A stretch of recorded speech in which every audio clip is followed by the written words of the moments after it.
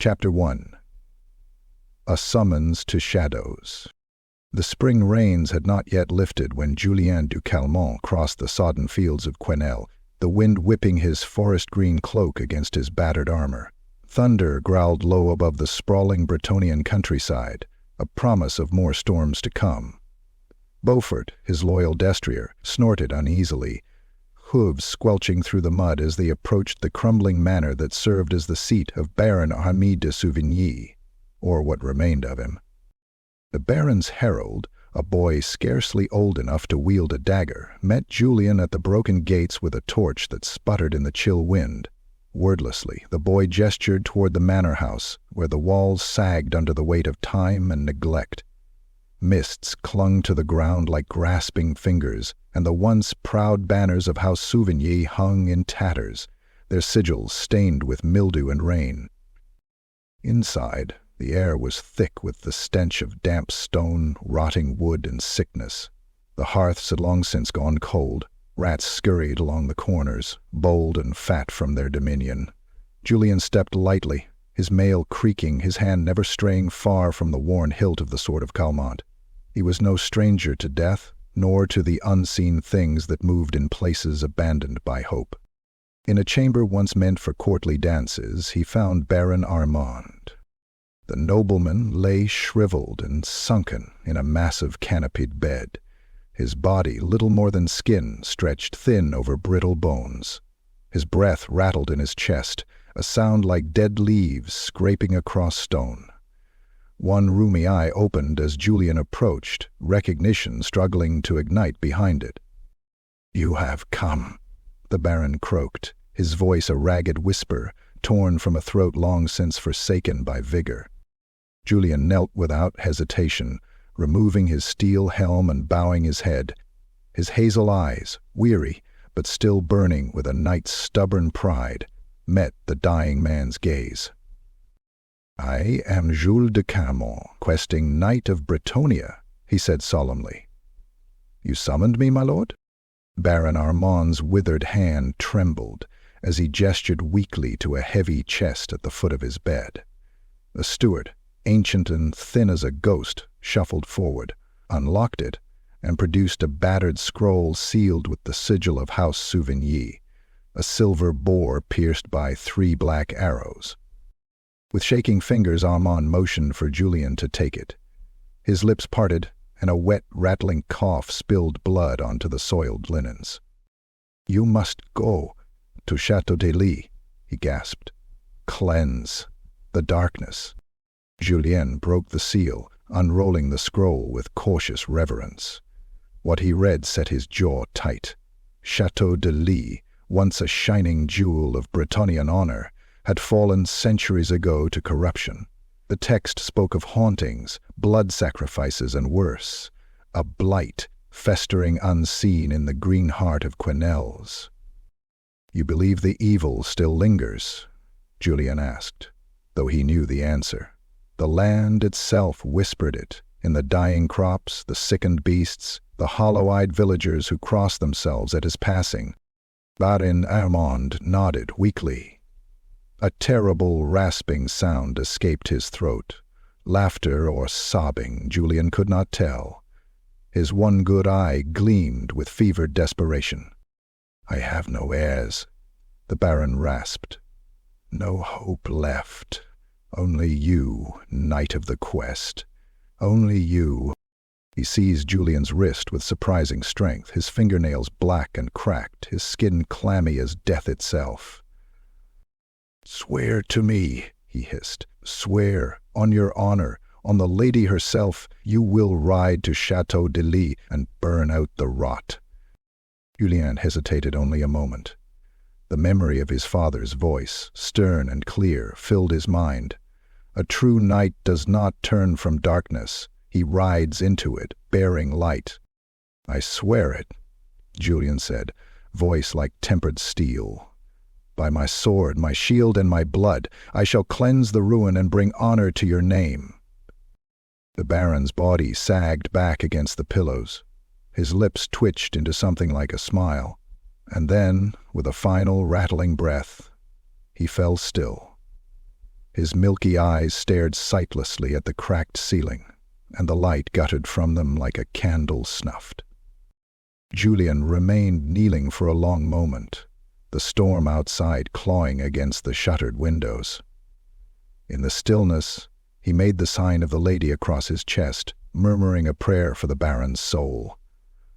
When he rose, the steward had already produced a worn map from the chest, the last known paths to Chatau Dei, sketched out in trembling ink.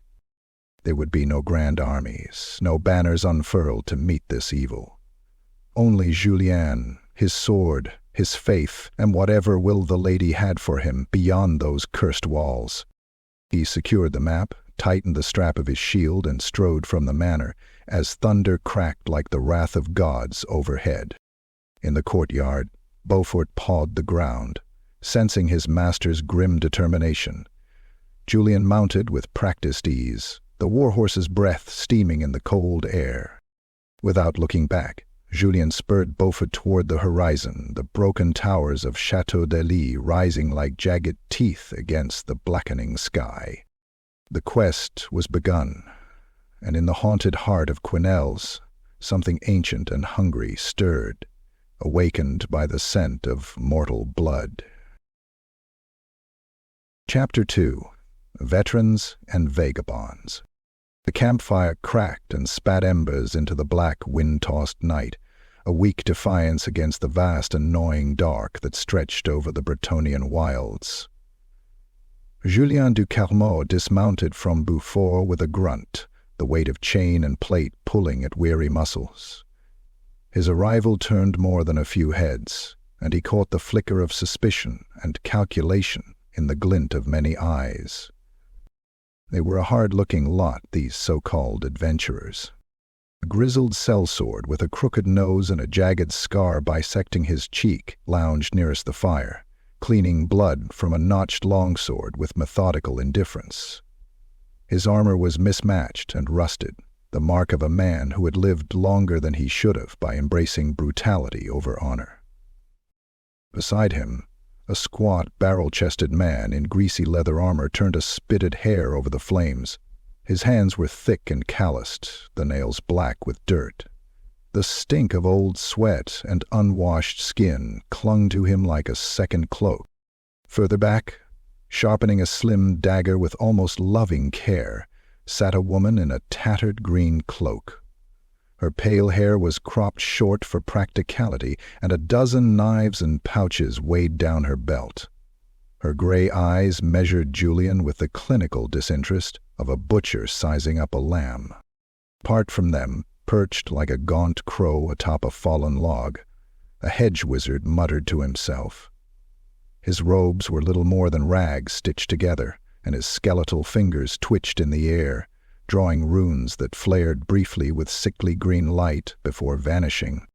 And then there were the knights, or what passed for knights in these crumbling days. 2 minor lords, their shields battered and their heraldry faded, sat brooding over dented helms and rust-flecked swords. Their faces were lined with bitterness, their honor long since traded for coin. Julien could almost feel the collective thought pass through them as they sized him up, young, well-armed and clean, ripe for exploitation or betrayal. He ignored their stares, drawing himself up, the emblem of House du Calmont, the silver Falcon, catching what little firelight there was. The movement was deliberate, a reminder that he was not merely another vagabond chasing ghosts. A bark of laughter broke the silence. "You're a bit late for the feast, knightling," growled the scarred sellsword, spitting a wad of phlegm into the dirt. "We already ate all the rats." Murmured chuckles rippled through the camp, though none reached the eyes of the men and women who laughed. Their faces were carved from hard survival, not joy. Julien stepped forward, removing his helm. The fire cast deep shadows across his face, highlighting the hard lines of his jaw, the set of his determined mouth. His hazel eyes, so often alight with youthful fervor, now smoldered with tempered resolve. "I am Julien du Calmont," he said, voice steady, cutting through the crackle of the fire and the rising wind. questing knight of Bretonia. I was summoned, as you were, to this cursed place." The hedge wizard cackled, a thin, reedy sound. "Summoned? We came for silver, boy. No one summons us, except the promise of fat purses and dead men's crowns." Julien's lips thinned. He had fought alongside hardened soldiers before, but this was something else.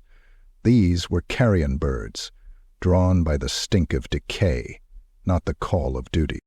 Still, he needed them.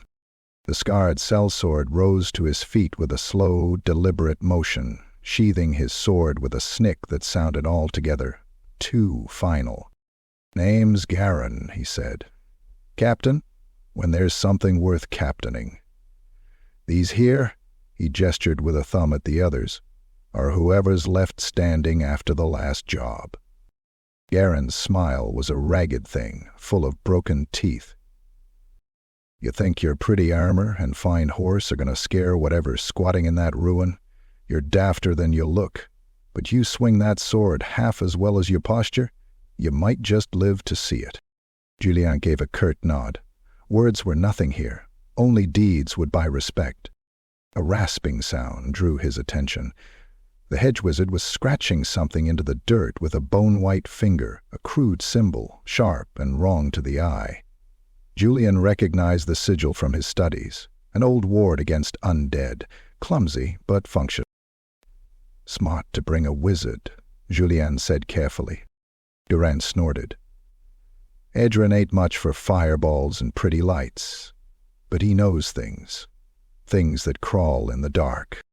At the mention of dark things, the woman in green glanced up, her knife flashing in the firelight as she flipped it from hand to hand. Her gaze met Julien's, cool and unblinking. "Name's Lysa," she said. "I'll be watching your back, knight, if you watch mine." Julien inclined his head. The alliances born of necessity, fragile and temporary, but they would have to do.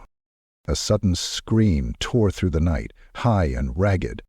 Every hand went to weapon. From the edge of the firelight, a man stumbled into view, one of Garin's scouts. His face was a mask of terror, his hands scrabbling at his throat where blood gushed in dark, wet spurts. He pitched forward with a thud, dead before he hit the ground. The camp exploded into motion. Steel hissed from sheaths. The hedge wizard barked a single word in some guttural tongue, and green witchfire burst from his fingertips, casting the clearing in a sickly, unnatural glow. From beyond the trees, something laughed, a sound like meat tearing and bones snapping, high-pitched and mocking. Figures moved in the mist, gaunt, skeletal things wrapped in tattered armor, their hollow eyes burning with malevolent hunger. Undead. Julien drew the sword of Calmont with a whisper of steel. The blade, ancient and keen, sang in his hand. "Form a line," he barked instinctively, falling into the battle stance hammered into him by years of brutal training. The sellswords and vagabonds hesitated, then grudgingly obeyed. The first skeleton lunged into the light, its rusted sword slashing downward with mindless ferocity. Julien met it with a parry so violent that bones shattered on impact, the skeletal arm spinning away in a spray of dust and shards. He countered with a vicious riposte, driving the point of his blade through the creature's ribcage. The skeleton collapsed into a heap of splintered bone and rust. Another came at him, swinging a flail. Julien ducked the first swing, feeling the iron balls whistle past his head, and drove his shield forward with brutal efficiency, smashing the undead warrior's skull into powder against the boss. Around him the battle turned bloody and frenzied. Garin fought like a butcher, hacking and cleaving with ugly, efficient blows. Lysa danced between enemies, her daggers flashing in and out like the tongues of vipers, cutting tendons, slitting throats. The hedge wizard Edrin howled as he unleashed a bolt of witchfire that reduced two skeletal warriors to cinders, but the backlash left him staggering, blood dripping from his nose. Julien fought with the grace and precision of a trained knight, each movement an echo of years spent honing his craft. He smashed a shield-baiting skeleton aside, severed another's spine with a sweep of his sword, and drove the point of his blade through the rotted eye socket of a third. The fight was brutal, close, and without mercy. When the last of the undead lay broken in the mud, the camp was eerily silent except for the ragged breathing of the living. The fire guttered low, throwing long, trembling shadows across the clearing. Julien wiped blood and bone fragments from his blade with a strip of cloth, his face grim. The veterans and vagabonds regarded him with new eyes now, not with the contempt reserved for soft knights, but something harder, more respectful. He had proven himself not with titles or fine words, but with steel. Garin spat into the fire and chuckled low. "Maybe you'll live long enough to regret this, Calmont," he said. Julien sheathed his sword, his gaze fixed on the distant, mist-wreathed outline of Chatau Dei. In his gut, he knew this was only a taste of what awaited them, and the true darkness had not yet even stirred. Chapter 3. Chatau Dei. The morning sun was little more than a sickly smear against a sky the color of rotted parchment as the company crested the final rise. There, nestled in the hollow of a black, dying forest, lay Chatau Dei. What had once been a beacon of Bretonnian pride was now a festering corpse, sprawled across the land like the carcass of some long-slain beast. Broken towers clawed at the sky, their spires snapped and crumbling. Ivy choked the cracked stone walls, not the green living vines of a thriving forest, but sickly black tendrils that pulsed faintly, as if feeding on the ruin itself. The great banners of House Lies, once vibrant with the colors of a knightly lineage, hung in tatters, bleached white and stained crimson by centuries of decay. Julien de Calmont reined in Beaufort at the edge of a withered orchard that once would have fed 1,000 men. Now the trees stood dead and skeletal, their limbs creaking in the sluggish fetid wind. Every breath of air seemed heavy with the stink of old blood and damp earth, a miasma that clung to the skin and turned the stomach. The others gathered behind him, silent and tense. Even Garin's habitual smirk was gone, replaced by a wary grimace as he studied the ruin. Edrin, the hedge wizard, muttered a string of protective charms under his breath, his fingers twitching spasmodically against the pommel of his twisted staff. "By the lady," Julien murmured, his hazel eyes hardening. What has happened here? The answer came not in words, but in the landscape itself. The outer courtyard had been swallowed by the forest, and yet the trees that grew here bore strange, misshapen fruits, bloated, pulsing things that twitched faintly when the breeze stirred them.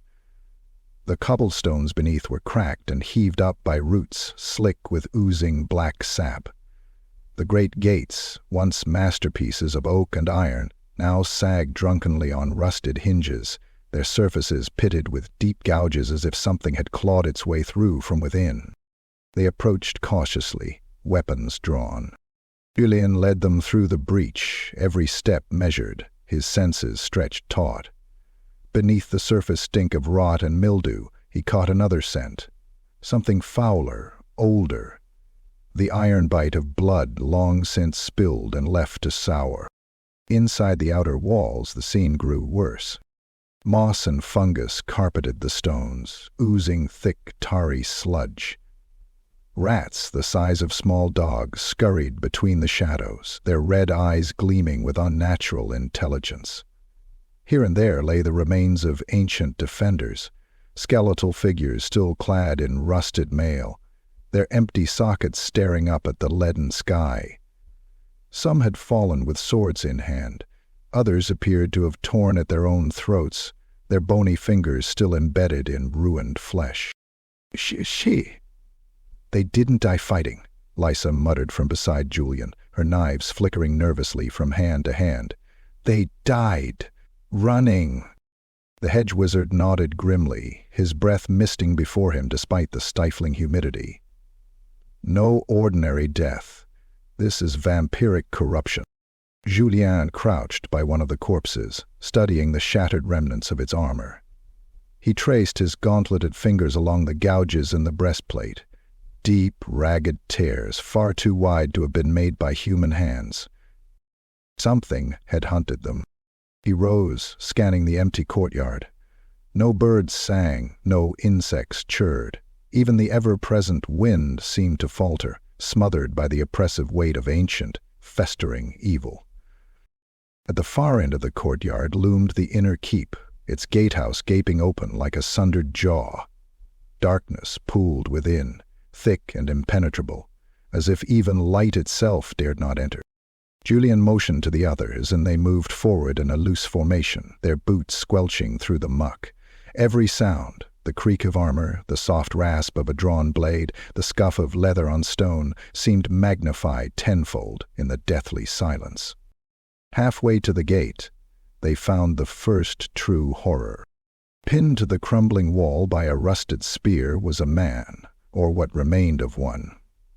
His flesh was a shriveled husk, stretched tight over bone, the skin waxy and gray. His mouth gaped open in a silent scream, and his hollow eyes wept streams of black ichor that had stained the wall behind him. More disturbingly, his chest had been flayed open, the ribs splayed outward like the petals of a grotesque flower. Words had been carved into the flesh, now barely legible, but Julien recognized the Bretonnian script. Witness the price of betrayal. Garen swore under his breath, and even hardened killers like Liza and the minor knights paled at the sight. Julien forced himself to look away, clenching his jaw. Fear gnawed at the edges of his resolve, but he crushed it ruthlessly. Fear was a luxury he could not afford. They reached the gatehouse without further incident, though the oppressive dread grew with every step. Within the archway, the darkness seemed almost solid, a wall of black that the firelight of their torches barely penetrated. Julien turned to his companions. "Steel yourselves. Whatever haunts this place will not suffer intruders." They nodded grimly, forming ranks. Julien drew the sword of Calmont, the ancient blade seeming to hum faintly in the presence of the ruin's evil. He stepped forward, leading them into the maw of the keep, where the air was colder still and the walls wept rivulets of greasy moisture. Inside, the great hall stretched out before them, a cavernous space filled with shadows and silence. Rotten banners hung limp from the rafters, their heraldry eaten away by time and corruption. Once glorious tapestries now lay in sodden heaps, crawling with maggots. The remains of feasts, moldering bones, shattered goblets, twisted silverware, lay strewn across the cracked flagstones. And at the far end of the hall, upon a throne of blackened bone and rotted wood, something stirred. It was little more than a shape at first, a silhouette deeper than the surrounding darkness, but as Julien's torchlight flickered across it, he glimpsed pale, skeletal hands resting on the throne's arms, and 2 points of crimson light igniting in the hollow pits where eyes once were.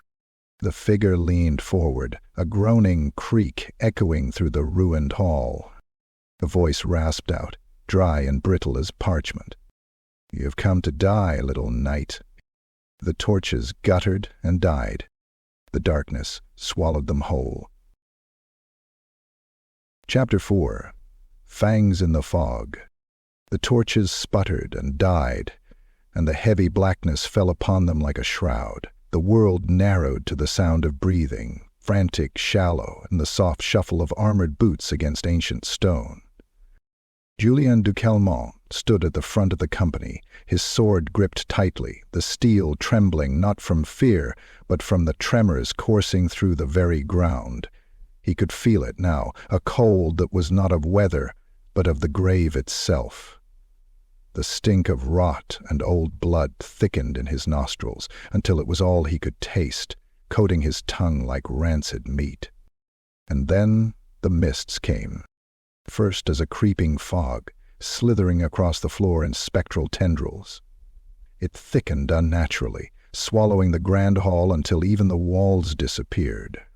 Only the faint, pale shimmer of his companion's armor told him they were still near. From the mist came the first sound, a low, guttural whinny, the sound of a horse long dead. The others heard it too. Lysa cursed under her breath, her daggers flashing to readiness. Garin pulled his blade free with a rasping hiss. Edrin the hedge wizard began muttering wards, his voice trembling as he traced runes into the air with claw-like fingers. The hoofbeats followed, slow, measured, echoing impossibly, as if reverberating off unseen cliffs. The ground seemed to quake with each step, shaking dust from the unseen rafters above. Shapes materialized in the mist. Or the ruined memories of knights, their forms skeletal or bloated with decay, armor pitted and rusted, their once proud tabards reduced to tatters. Their visages were twisted mockeries of Bretonnian nobility, jaws yawning open to reveal shattered fangs, hollow eye sockets leaking tendrils of shadow, broken lances clutched in skeletal hands. Spectral destriers bore them, the mount's flesh rotting in strips from yellowed bone, eyes burning like cinders in sunken sockets. They moved with a slow, terrible inevitability, a phalanx of death advancing across a land that no longer remembered sunlight. Julien's throat tightened. He knew these knights by their bearing, proud, once, unyielding, men sworn to the lady, now enslaved by something older and fouler than mere death. Vampiric corruption. The first of the spectral knights broke into a charge, lance lowered. It came at Julien with a shriek that split the fog, a sound of broken oaths and eternal hunger. Julien met it head-on. He pivoted aside at the last possible moment, Beaufort dancing nimbly through the mist, and slashed upward with the sword of Calmont. The enchanted blade cut clean through the knight's exposed ribs, sending fragments of bone and blackened mail spinning into the air. The spectral steed dissolved into mist as its rider collapsed into a heap of brittle bones and shriveled flesh. There was no time to savor the victory.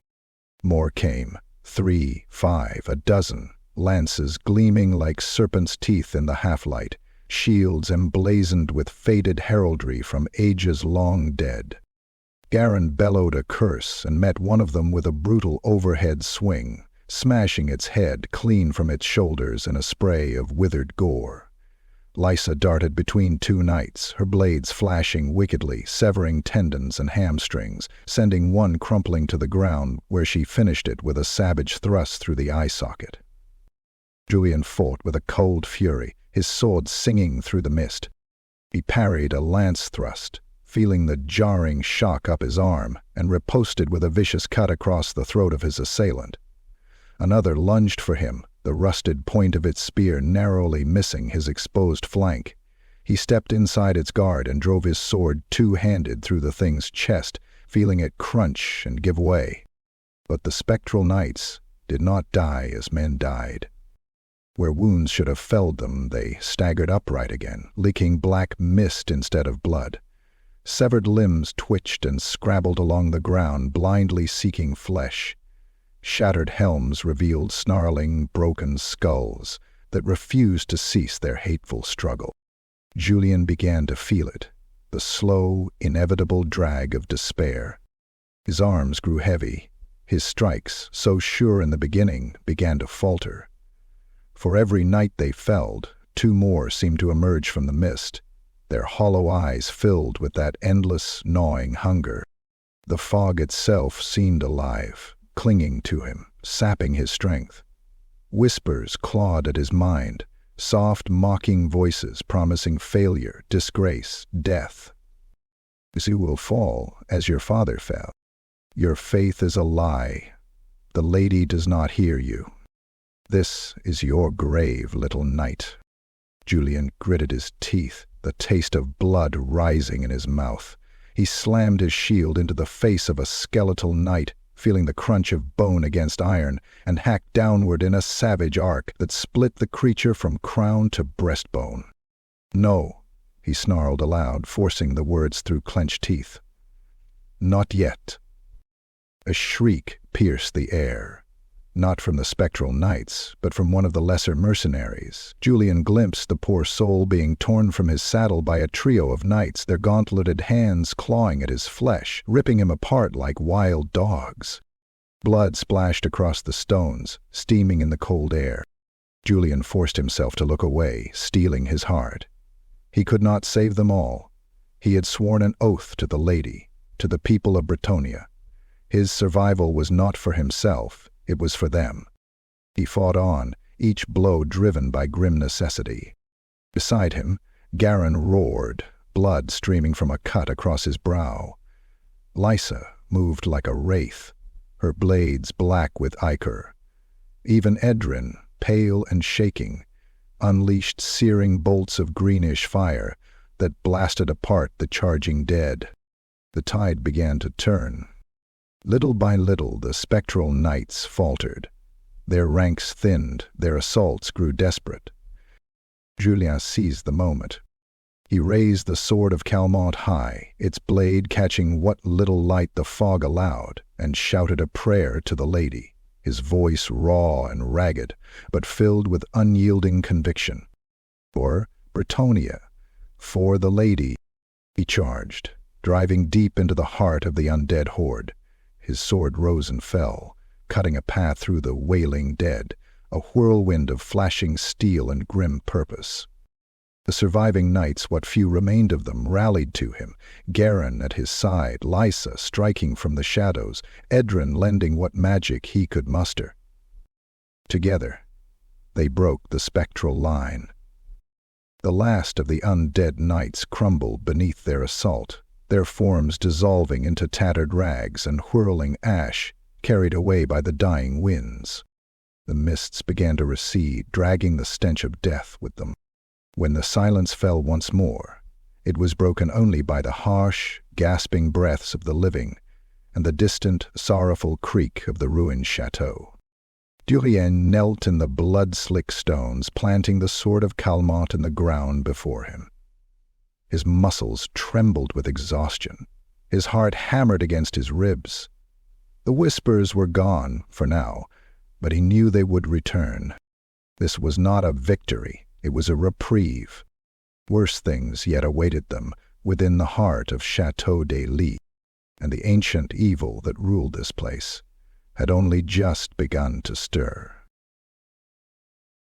Chapter 5. Memories Written in Blood. The survivors moved deeper into Chatau Dei, their steps echoing down abandoned corridors like ghosts retracing forgotten paths. The air grew colder with every footfall, the walls pressing inward, their ancient stones slick with moisture and rot. Light was a feeble, gasping thing here.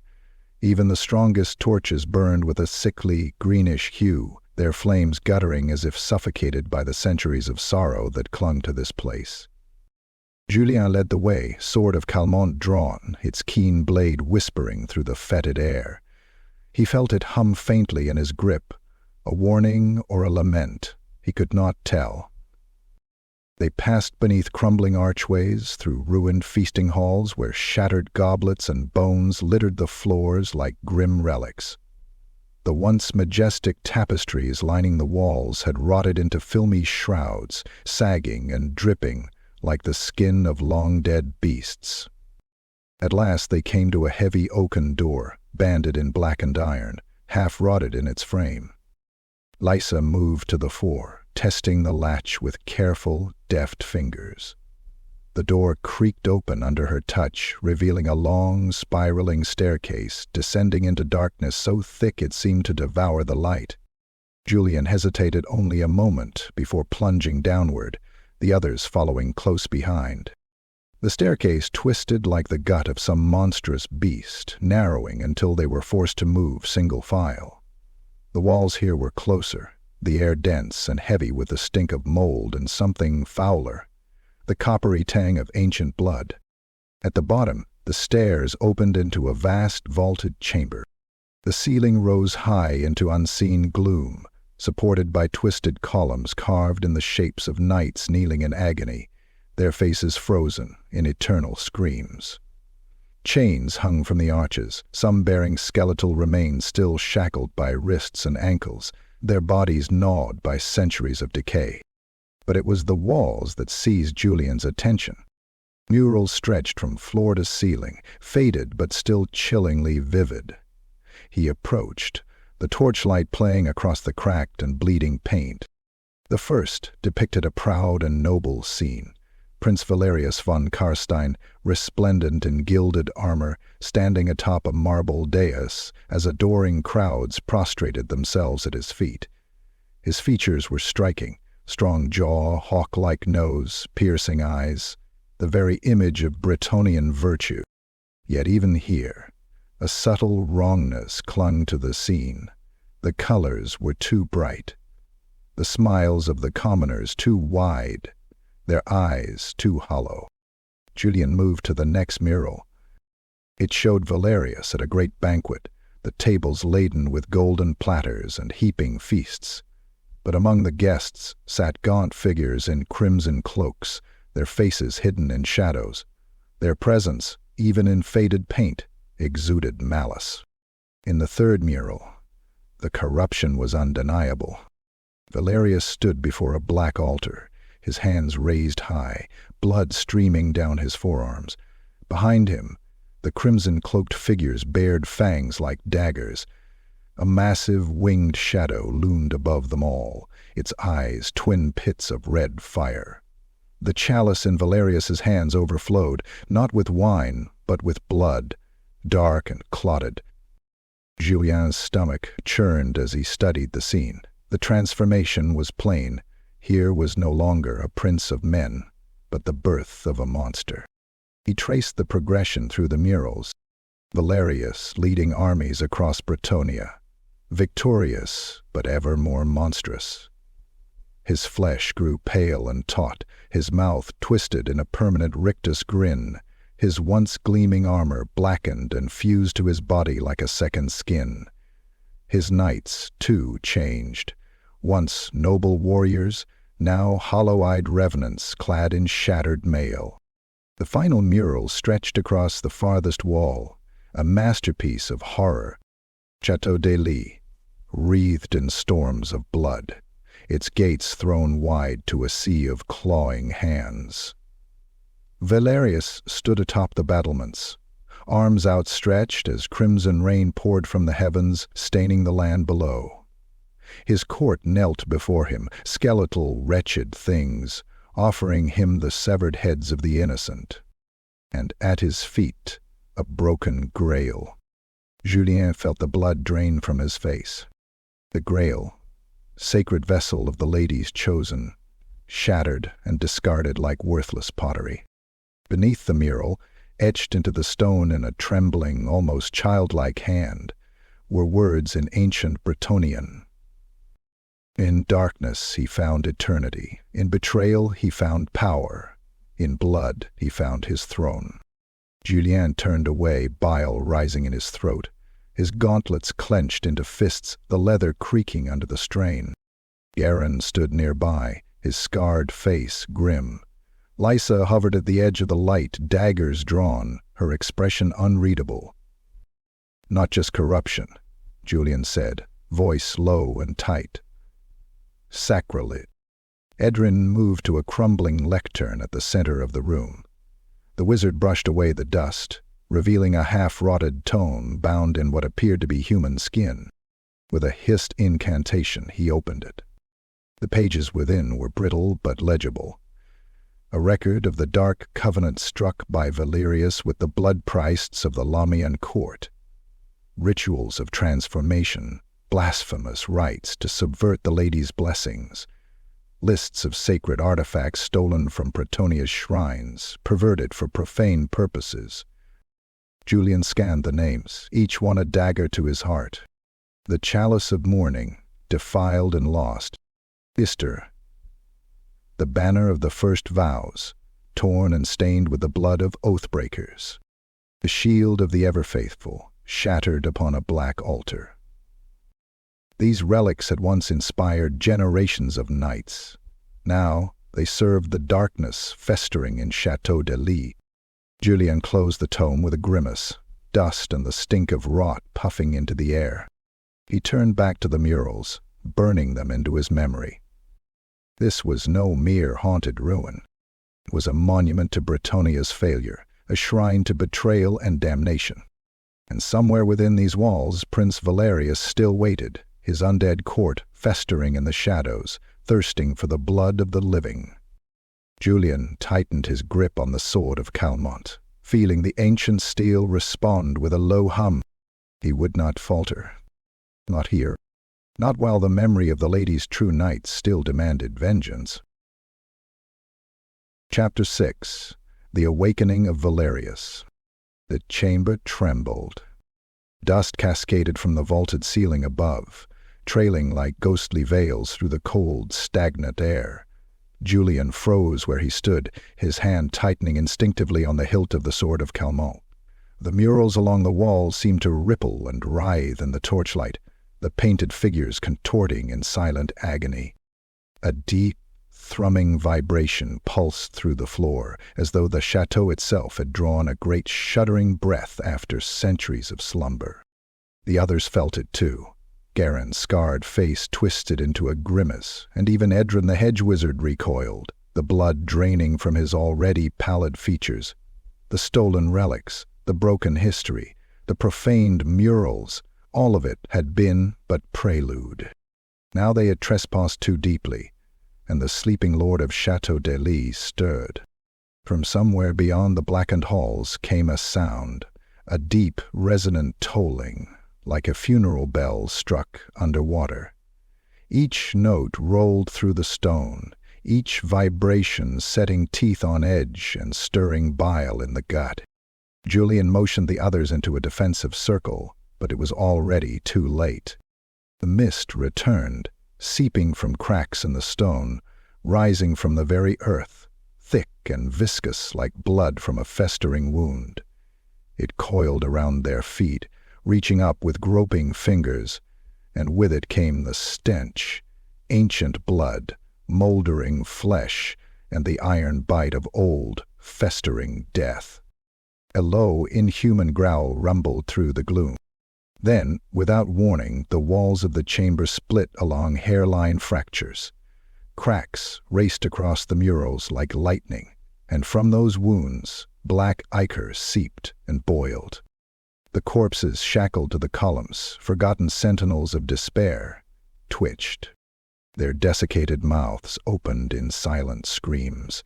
Their skeletal hands clawed futilely against ancient chains, and then, one by one, they moved, not with the awkward stiffness of mere undead, but with a terrible, fluid grace that spoke of a will ancient and implacable. From the darkness beyond the murals, something vast and terrible emerged. He was tall, impossibly tall, his silhouette filling the chamber with monstrous majesty. His armor was no longer the resplendent gold of Bretonia's glory, but a twisted thing, blackened plate fused with bone and sinew, the breastplate engraved with scenes of slaughter and supplication. Where his crown should have rested, there now coiled a black iron circlet, from which spikes jutted like broken teeth. His once handsome features were a ruin, lips peeled back to reveal jagged fangs, skin stretched tight over a skull that gleamed faintly beneath paper-thin flesh. His eyes burned twin pits of malevolent crimson. Prince Valyris von Karstein had awakened. His voice, when it came, was a sound like the grinding of tombstones against each other, dry and thick with age. Who dares disturb the court of the eternal king? The ground shook with the force of it, and several of the lesser mercenaries stumbled back, their faces ashen, mouths working soundlessly. Julien stood his ground, but the oppressive weight of Valyris's presence pressed against him, sapping strength and will alike. The ancient vampire's gaze swept over them and settled on the fallen bodies left in the wake of the earlier battle against the spectral knights. With a gesture, a simple, casual raising of one clawed hand, Valyris called them to him. The dead moved. Limbs twisted, bones cracked and re-knit with sickening pops. Blood-blackened mail ground against shriveled flesh as the corpses of Julien's fallen comrades rose, their mouths slack, eyes glowing with dull red light. And one, a young knight who had died bravely shielding a companion, staggered forward. His breastplate bore a gaping hole where his heart had been pierced, yet he moved with grim purpose, sword dragging along the stone. A mercenary. Half his head caved in, now lurched on broken legs, blood bubbling from ruined lips as he let out a keening, guttural wail. Julien's stomach turned. He recognized them all, men and women who had fought beside him, now little more than puppets in the service of darkness. Valyris smiled, a hideous rictus that bared rows of jagged fangs. "Some of they are mine now," he intoned. "Their souls sworn to me by blood spilled upon my soil. Their faith failed them, as shall yours." The risen dead fell upon them with terrifying speed. The first to reach the group was the young knight. He drove his sword at Garen's head with unnatural strength. Garen barely managed to parry, but the sheer force sent him staggering back, his arm trembling with the impact.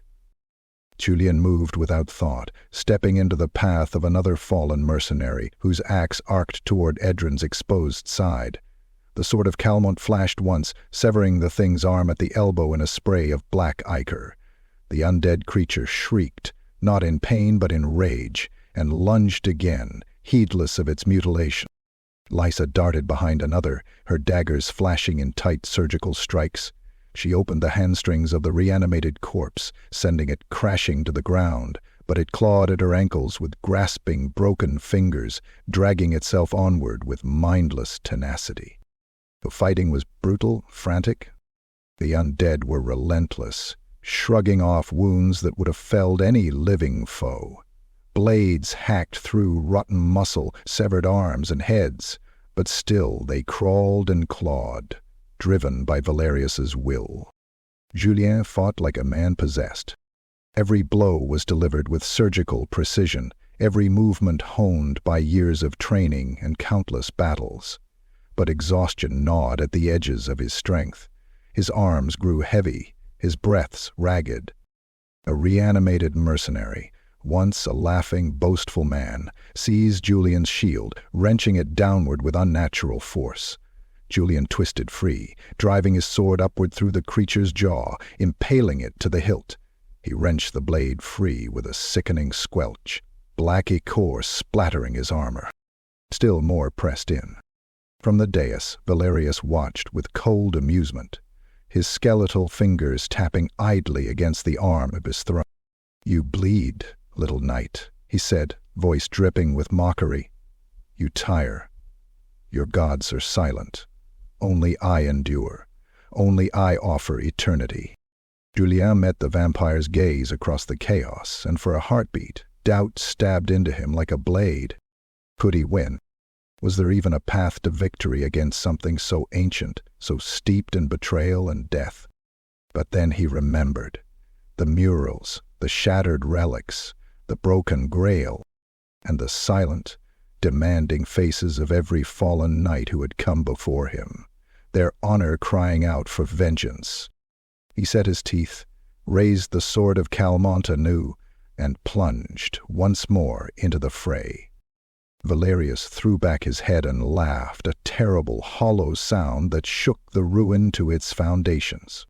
The game had begun, and it would be played in blood. Chapter 7. Ghosts of Failure. The aftermath of the battle left the grand chamber strewn with corpses, twice slain bodies, their blackened blood pooling in the seams between cracked flagstones. The fog receded slowly, reluctant to surrender its hold on the ruin, dragging with it a palpable sense of dread that clung to every breath Julien de Calmont drew. The living had prevailed, for now, but it felt more like survival than victory. Julien leaned against a shattered column, his mail shirt torn and slick with grime and ichor. Blood, some his, some not, caked his gauntlets. His chest heaved with each labored breath, the sword of Calmont hanging limp in his grasp, its once shining blade now smeared with filth and decay. The torches guttered low, casting long, shuddering shadows across the carnage. Around him, Garin barked orders to the wounded, his voice hoarse but steady.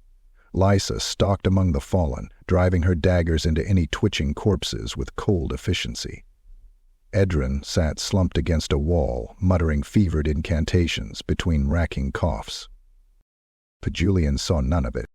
The edges of the chamber seemed to darken, to twist and bleed into each other. A creeping chill, colder than the ruin's clammy air, wrapped around him.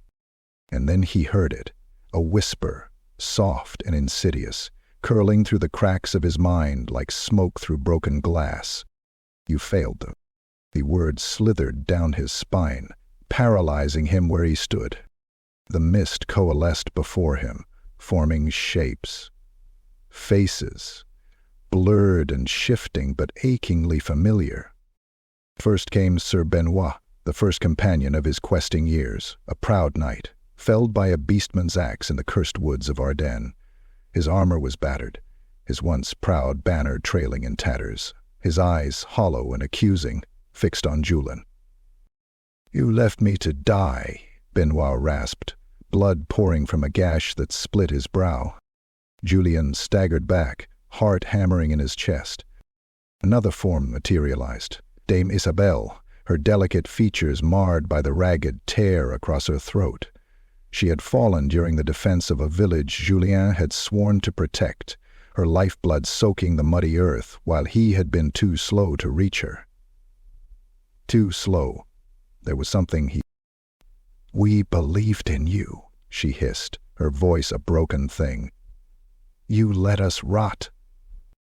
More faces emerged from the mist. Squires, men-at-arms, peasants, even children, all those who had perished under his watch. Their spectral hands reached out, clawing at his armor, their touch cold and clinging.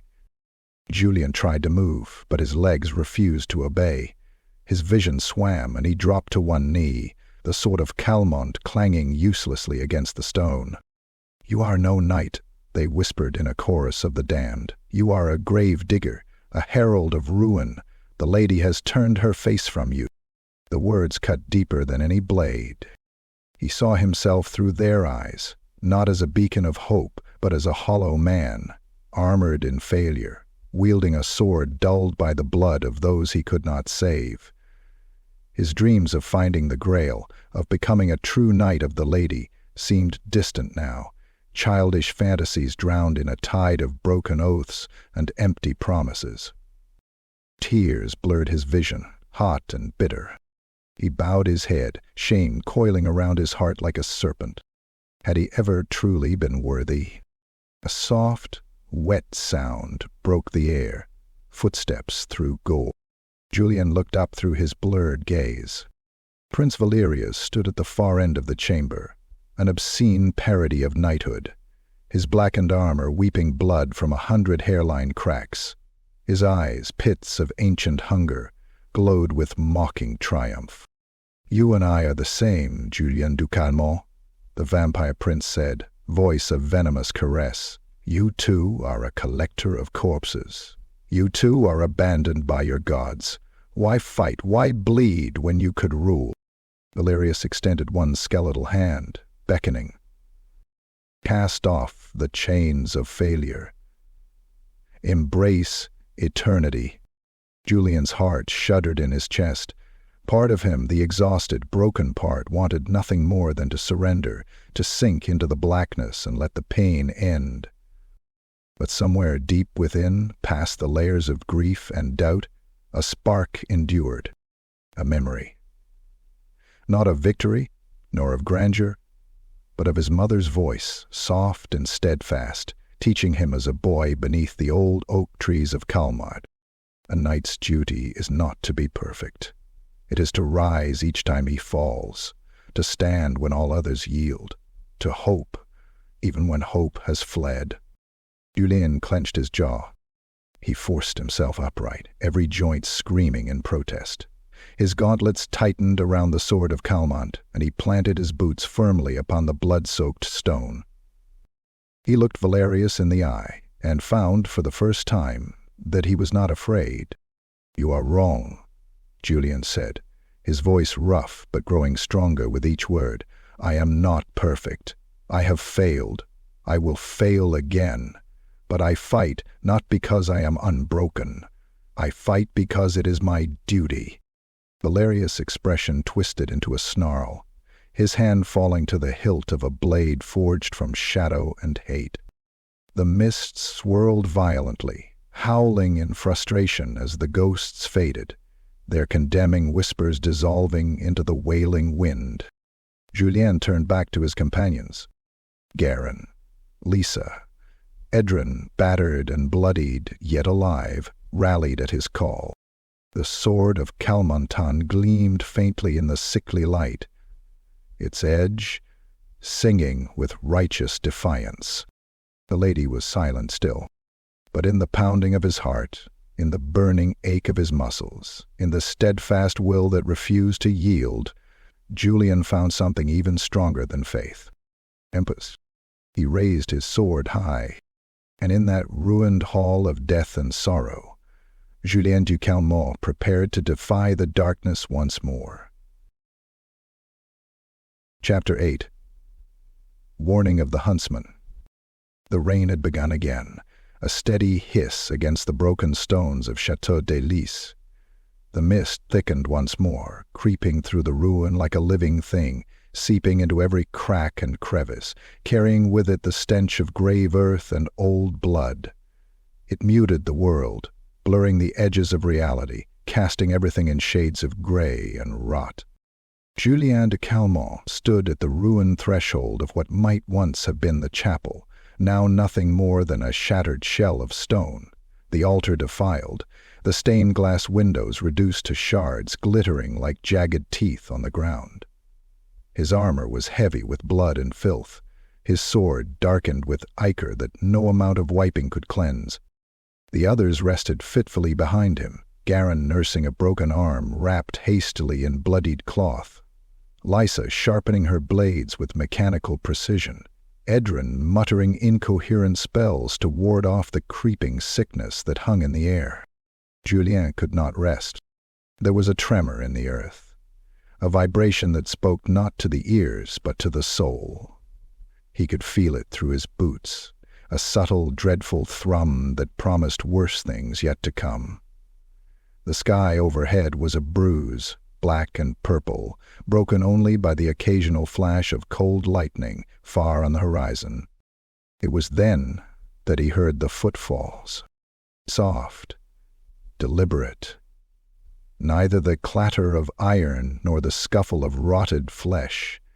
Something else, measured, sure, cutting through the mist with unnatural purpose. Julien spun, sword raised.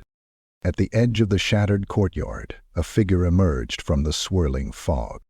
He was tall, cloaked in a tattered green that seemed both real and unreal, shifting as if woven from mist and memory. A longbow of dark weathered yew rested across his back, and at his hip swung a hunting horn, cracked and silent. His face was hidden beneath the shadow of a hood, but when he stepped closer, Julien's heart clenched with sudden, aching recognition. It was Sergeant Alric, once huntsman of House Calmont, a loyal retainer who had ridden at Julien's father's side through war and darkness alike. Alric had taught Julien to ride, to track, to shoot. He had fallen years ago, torn apart during the defense of Carcassonne by beasts that bore the stink of chaos. Julien's voice caught in his throat.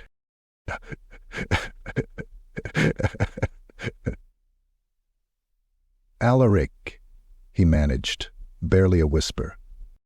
The spectral huntsman nodded once, gravely. His form wavered slightly, as if a strong wind might blow him apart. "You ride a grim path, young master," Alaric said, his voice like dry leaves scraping across stone. It carried not through the air, but directly into Julien's mind, heavy with sorrow and warning. Julien lowered his blade, but did not sheath it. "Why are you here?" Materially stepped closer, and the mist recoiled from him. "I come with a warning," he said, eyes glinting like shards of ice beneath his hood. "The lord of this ruin, the abomination you have roused, is no mere blood-drinker. Valyris is a prince of ancient betrayal, a soul so steeped in treachery that even death could not contain him." Julien nodded grimly. "I have seen his work. I know what he is." The huntsman's lips twisted into a grimace. "No, you do not. Not yet." He raised one spectral hand and pointed to the crumbling walls around them. "These stones were blessed once, every hall, every banner, every blade. Holy, sanctified by the lady's touch. Valyris defiled them, twisted them with sorcery older than Bretonnia herself." Julien frowned. "Necromancy?" Alaric shook his head slowly. "Older still. A pact with beings from beyond the mortal veil, things that gnaw at the edges of the world. His corruption seeped into the very bones of this land. It binds him here, but it also feeds him. Every death, every drop of blood spilled within these walls strengthens him." Julien felt the weight of that truth settle heavily on his shoulders. Alaric's voice grew harder, colder. "You and your companions bleed and fight and die, and with every heartbeat you nourish his strength. He will not grow weaker, only more terrible." Gion set his jaw, the words driving nails into his resolve. "Then, how do we stop him?" The huntsman tilted his head slightly, as if considering. "Only one who walks the path of the true Grail-seeker may resist his sorcery. Only one whose soul is untainted, whose cause is pure, can stand against the storm he brings." Julien felt the accusation buried in those words. He thought of the failures that haunted him, the faces of those he could not save, the doubts that gnawed at the edges of his heart.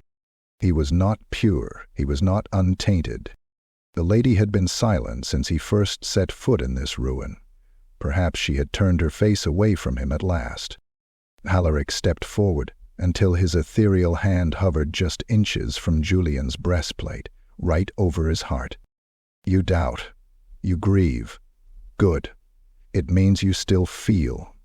It means you still fight." The huntsman's voice softened, almost gentle. "It is not perfection that the lady demands. It is perseverance, the will to endure, to rise when the world crushes you to your knees, to stand when hope has fled.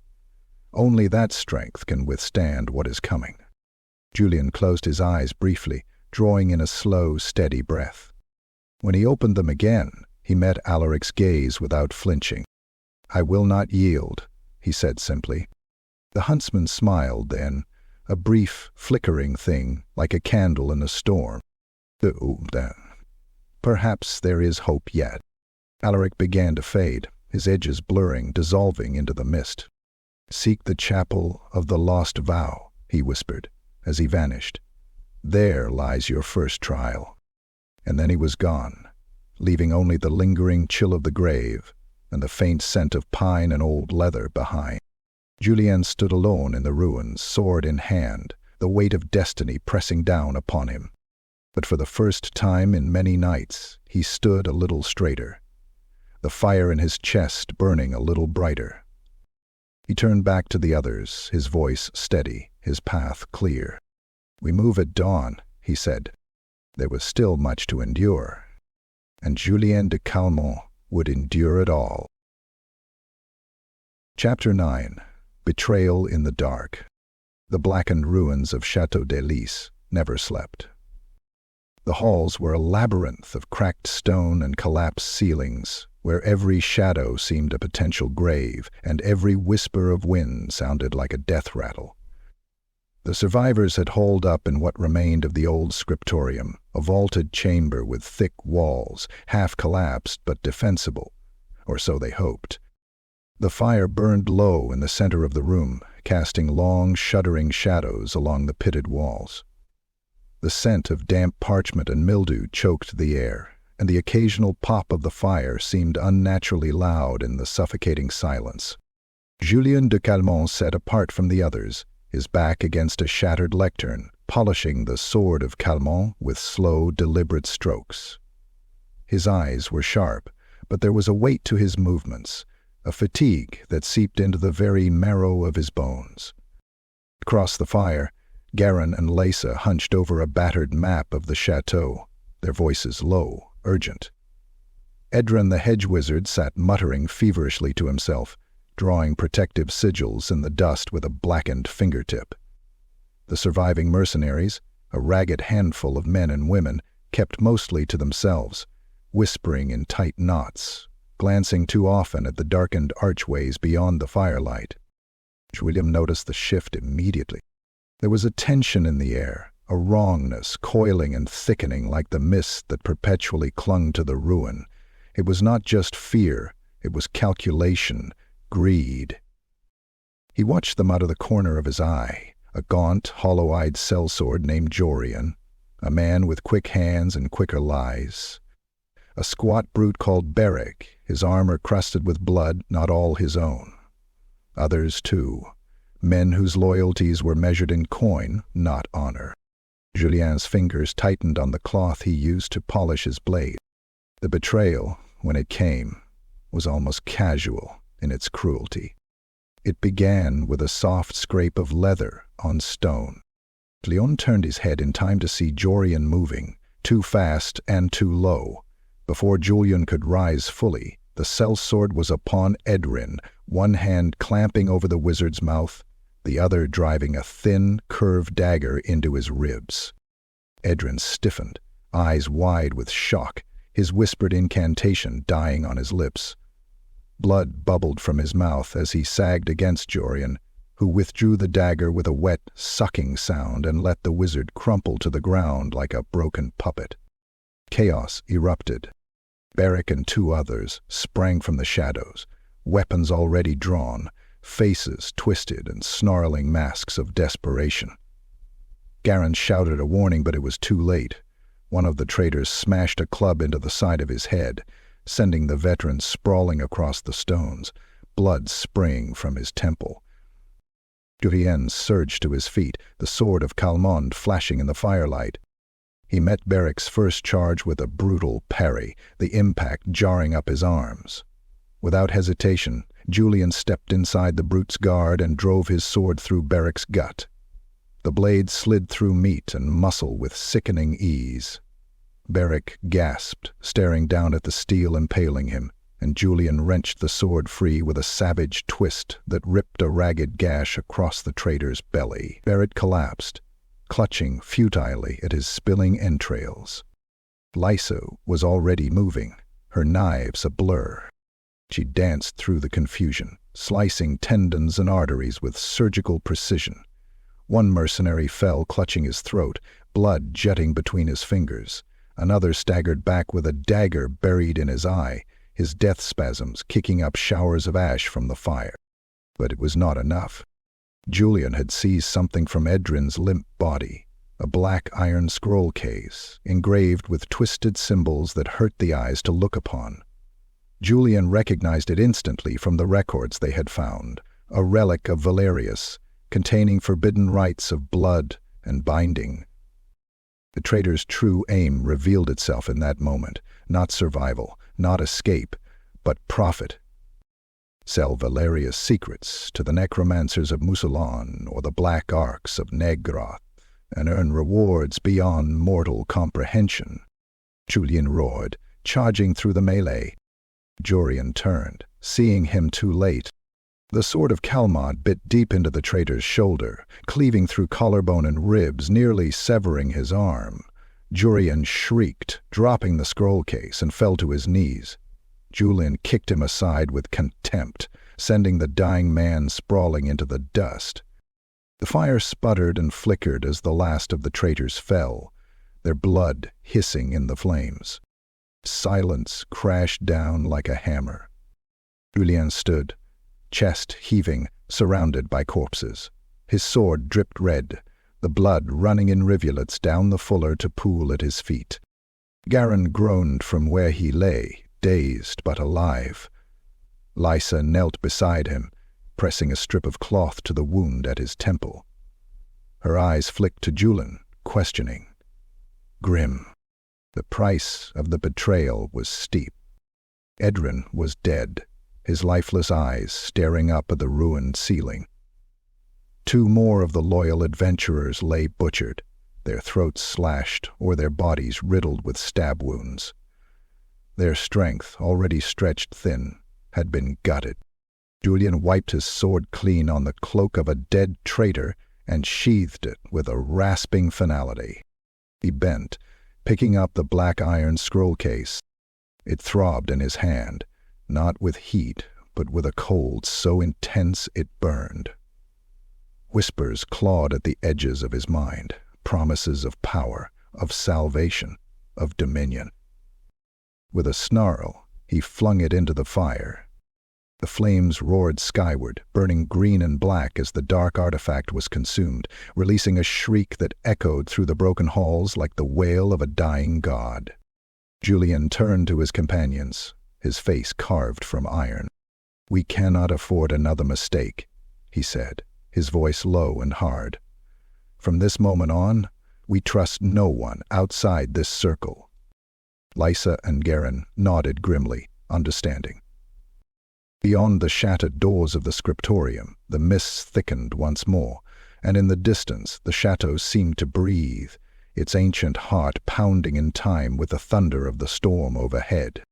Valyris had felt the treachery, and he was waiting, watching, smiling. Chapter 10. Duel Among Tombs. The tombs beneath Chatau Dei were a labyrinth of grief and horror. The walls, once reverently carved with the names of honored dead, now wept black ichor, the stone itself blistered and cracked, as if recoiling from the corruption that had taken root. Tombs lay shattered, coffins pried open by clawed hands, and the bones of ancient knights littered the ground like the discarded remnants of a feast.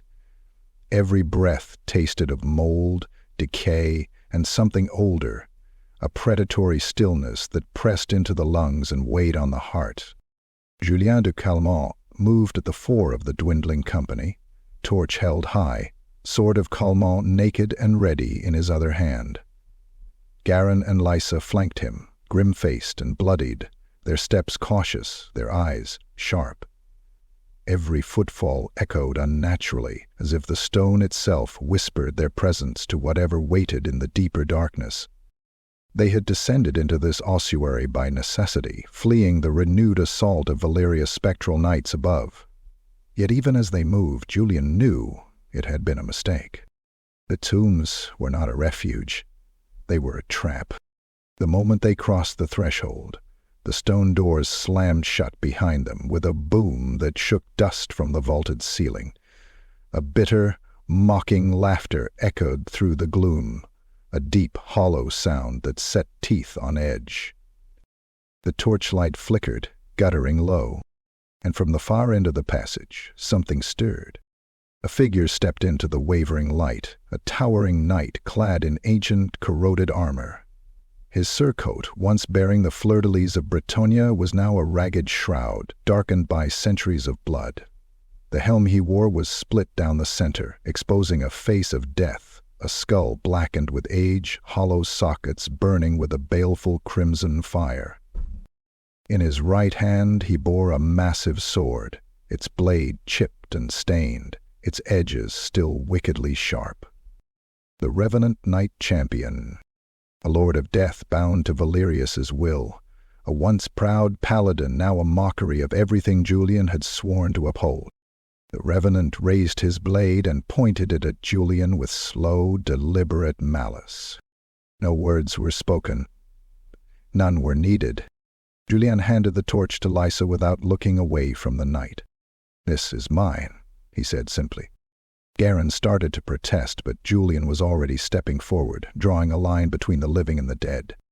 The Revenant moved first, with terrifying speed, the great sword sweeping through the air in a vicious arc aimed at Julien's head. Julien barely brought up his shield in time. The impact was titanic, the force of it numbing his arm and driving him back a full step. The Revenant pressed forward, relentless, raining down blow after blow with inhuman strength. Each strike sent shockwaves through Julien's battered frame, rattling his bones, threatening to smash him into the dirt. Julien fought defensively, parrying and dodging, looking for an opening that never came. The Revenant's blade seemed a living thing, an extension of the knight's wrath, and it sang a dirge of death with every swing. Minutes or hours blurred together in a haze of steel and agony. Julien's shield shattered under a crushing overhead blow, the force splitting the reinforced wood with a crack like breaking thunder. Splinters gouged into his arm, blood soaking his mail. The Revenant pressed the advantage, hammering Julien to one knee with a brutal blow to the side. His vision swam, his breath coming in ragged gasps. His sword drooped, heavy as lead in his hand. Voice, insidious and familiar, whispered in the darkness. "You cannot win. You were never worthy. Die and be forgotten." The Revenant raised his sword for the killing blow. Julien looked up through blood-streaked vision and saw not the Revenant, but himself reflected in its hollow gaze. A broken knight, a failed son, a discarded dream. His fingers spasmed around the hilt of his sword. He thought of the faces he had failed, Benoit, Isabelle, Edrin. Their blood staining the earth, their hopes dashed because he had not been strong enough, fast enough, good enough. He thought of his father, who had died with the Grail dream in his heart. He thought of his mother, who had kissed his brow and whispered, "Rise, no matter how many times you fall." Julien closed his eyes, and he prayed, not for salvation, not for strength. He prayed to remember why he fought. Not for glory, not for vengeance, for them, for those who had no swords of their own, for the innocent who would never see the sun rise again if he failed. He was a questing knight, not because he was flawless, but because he refused to surrender. The Revenant's blade descended. Julien moved. He rode aside at the last possible instant, the great sword cleaving deep into the stone where he had knelt. Sparks showered the ground. With a cry ripped from the very core of his being, Julien surged to his feet and drove the sword of Calmont upward with all his strength. The blade pierced through the Revenant's mail, through rotten flesh, through shattered bone. The undead knight staggered. For a moment it seemed he would fight on, heedless of the mortal wound. But then the light in his crimson eyes flickered and died. The Revenant collapsed backward, his massive frame hitting the ground with a sound like the fall of a toppled tower. His sword clattered from lifeless fingers. Silence claimed the tomb once more. Julien stood over the fallen knight, chest heaving, blood dripping from countless wounds. His sword, slick with blackened gore, trembled in his hand. He fell to one knee, not from weakness, but in reverence, and bowed his head. "Lady of the Lake," he whispered hoarsely, "I am not perfect. I am not pure. But I am yours. I will rise. I will fight. I will endure." Somewhere beyond the crumbling stone, a breath of air stirred, warm and clean. The mist receded ever so slightly, and for the first time since setting foot in Chatau Dei, Julien felt something stir within his chest, a flicker of light against the vast, suffocating dark. Hope. He rose slowly, sheathing his blade with a soft, steely rasp. Behind him, Lysa and Garin approached, their faces grim but filled with a new, fierce respect. They said nothing. None was needed. Julien du Calmont turned his face once more to the heart of the ruin. Valyris awaited, and the true battle was only beginning. Chapter 11. Forgotten Relics. The tombs wound deeper into the earth, twisting and narrowing, until the very walls seemed to close in. suffocating the light from their torches. The heavy stench of decay and damp stone grew worse the farther they pressed on, thick and cloying, filling their mouths with the taste of ancient rot. Here, in the bones of the earth, even the dead seemed to have been forgotten. Jules de Calmont led the way, the sword of Calmont gripped tightly in his hand, the blade casting a faint glimmer beneath the wavering torchlight. His armor was scratched and blood-stained, the mail torn in places where the revenant's blade had found purchase. Yet he moved with purpose now, each step fueled by a grim, unwavering resolve. Leysa followed close behind, every footstep silent despite the broken ground, her knives gleaming with oil and old blood. Garin, still favoring his wounded arm, brought up the rear, his face grim beneath the deep lines of exhaustion. They passed alcoves lined with shattered sarcophagi, the noble dead of ages past desecrated and left to rot. Bones were strewn like driftwood in the corridors, often piled against the walls as though something had swept through, careless in its violation. Occasionally the torchlight revealed crumbling epitaphs, names worn away by time and malice alike. It was Leysa who found the hidden passage. She knelt at a collapsed shrine, brushing away centuries of dust and debris with deft, practiced hands. Beneath the grime, she revealed a faint sigil, a chalice wreathed in thorns, carved into the stone. Julien knelt beside her, studying the emblem. He recognized it at once from the murals he had seen days before, the same symbol that had adorned one of the sacred relics stolen by Valyris during his descent into damnation. Without a word, he drove the tip of his sword into a seam in the stone and levered it outward. With a grinding groan, a section of the wall shifted, revealing a narrow, winding stair descending into even deeper darkness. The air that rushed out was colder, sharper, as if untouched by breath or light for countless centuries. Julien did not hesitate. They descended into a forgotten sanctum. The chamber at the bottom of the stairs was different from the others. Here the corruption had not fully taken root. Though dust coated every surface and the air was heavy with the weight of ages, the stone beneath was pure, unblemished by black ichor or defiled by claw marks. The walls bore faded frescoes of knights kneeling before the Lady of the Lake, their faces filled with devotion and awe. At the center of the room stood a massive stone lectern, atop which rested a book, impossibly ancient, its leather cover cracked and blackened, its metal bindings tarnished to a dull green. The Book of the Morning Chalice. Julien approached it reverently, feeling the sacred weight of the place settle over him. As he drew near, the temperature dropped further, and a faint blue glow seemed to pulse beneath the surface of the stone. He laid a gauntleted hand on the cover. The moment his fingers touched it, visions exploded behind his eyes. He saw knights in gleaming armor, gathered in a forgotten chapel deep within the forest, forging a relic from the purest silver and the blessed waters of the Grail itself, a chalice, crafted to purify the darkness, to burn away the taint of undeath and corruption. He saw it wielded in battle against horrors that should not have existed, its light banishing foul creatures with a single touch. And he saw it lost, cast into darkness when Valyris betrayed his oaths, defiling the sacred ground and shattering the order sworn to guard it. Julien gasped, staggering back from the lectern, his heart pounding in his chest. Again stepped forward, wary. "What did you see?" Julien's voice was raw when he spoke, hoarse with wonder and dread. "The Chalice of Mourning," he said. "An artifact of the Lady, created to cleanse corruption, to destroy the undead."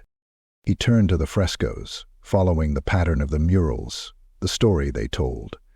Knights standing firm against the tide of darkness, the chalice held aloft in triumph. Then its fall into shadow, lost in the depths of Chatau Dei during Valyris' reign of terror. "It's still here," Julien whispered. "Hidden somewhere in these ruins." Lysa knelt beside the lectern, flipping the book open with cautious fingers. The pages crumbled at the edges, but held together, ink faded but still legible beneath the dust. She traced a map drawn across 2 pages, a diagram of the chateau's lowest levels. "There," she said, tapping a section marked with a single, simple symbol, a chalice, entwined with thorns. Julien leaned closer, studying it. A vault, beneath the western wing, sealed by sacred wards, forgotten by time and perhaps overlooked even by Valyris himself in his madness. Hope stirred in Julien's heart, a fierce, burning thing. This was no mere relic. It was a weapon, a chance.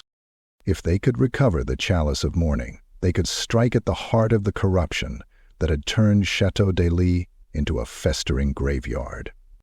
But the way would not be easy. Already, the walls seemed to close in tighter, the mists thickening at the edges of their vision. Distantly, from somewhere beyond the sanctum, a horn sounded, low and mournful, like the baying of wolves at a moonless sky. The dead had felt their intrusion. They would not suffer it lightly. Julien closed the ancient book and stood tall, fire burning anew in his chest. "We move now," he said, voice iron. He turned, leading the way back up the stairs, toward the depths of the ruin where the Chalice of Mourning lay buried, and where death, and worse than death, waited for them in the dark. Chapter 12. Sacred Pilgrimage. The dreams began that night. Julien de Calmont slept only in fits and starts, his body racked with exhaustion and pain, but when he did, visions claimed him. Vivid, piercing things that tore through the dark like a sword through rotted flesh. He stood alone in a mist-wrapped glade, moonlight filtering through twisted boughs. A shallow pool of water mirrored the stars above, its surface untouched by the rot that clung to the world around it. In the center of the pool, rising from a bed of lilies, floated the Chalice of Mourning, whole and radiant, untouched by time or corruption. Above it stood a woman, cloaked in shimmering white, her face hidden behind a veil, her hand outstretched, not in command, but in invitation. Julien took a step forward, and the mist roared to life, 1,000 screaming voices dragging at his limbs, clawing at his mind. He awoke, gasping, sweat cold against his skin, the dying embers of the campfire painting the ruined walls in sullen orange. The next night, the dream came again, more insistent, and this time he heard her voice. "Seek the place where the waters still remember the light. Seek the grove untouched by death. There shall your faith be weighed." The decision was made for him. At first light, while the mist still clung to the ground like a shroud, Julien rose. He cleaned his blade with ritual precision, donned his battered armor, and roused Garin and Lysa. "I must leave the ruin," he said, voice low but firm. "The chalice is not here. It lies in a place the darkness cannot reach, a shrine to the lady, hidden beyond these cursed walls." Garin grimaced, running a calloused hand through his graying hair. "You're mad to go alone. There's worse than specters out there, worse things that wake in the mist." Julien clapped a hand on the veteran's shoulder. "Stay. Guard this place. The relics we have found must not fall into Valyris's hands." Lysa, ever silent, simply nodded and pressed one of her daggers into his palm, a gesture not of farewell, but of silent trust. And so Julien rode alone. Yvetha's Beaufort, his faithful destrier, seemed a creature forged from stubbornness and will. The bay stallion carried him through the broken gates of Chatau Dei without hesitation, its hooves churning up the mist as they plunged into the blighted wilderness beyond. The land outside the ruin was no less accursed. Trees loomed like skeletal hands, their branches clawing at the sky. The earth was soft and treacherous, riddled with hidden sinkholes and pools of stagnant water that stank of rot.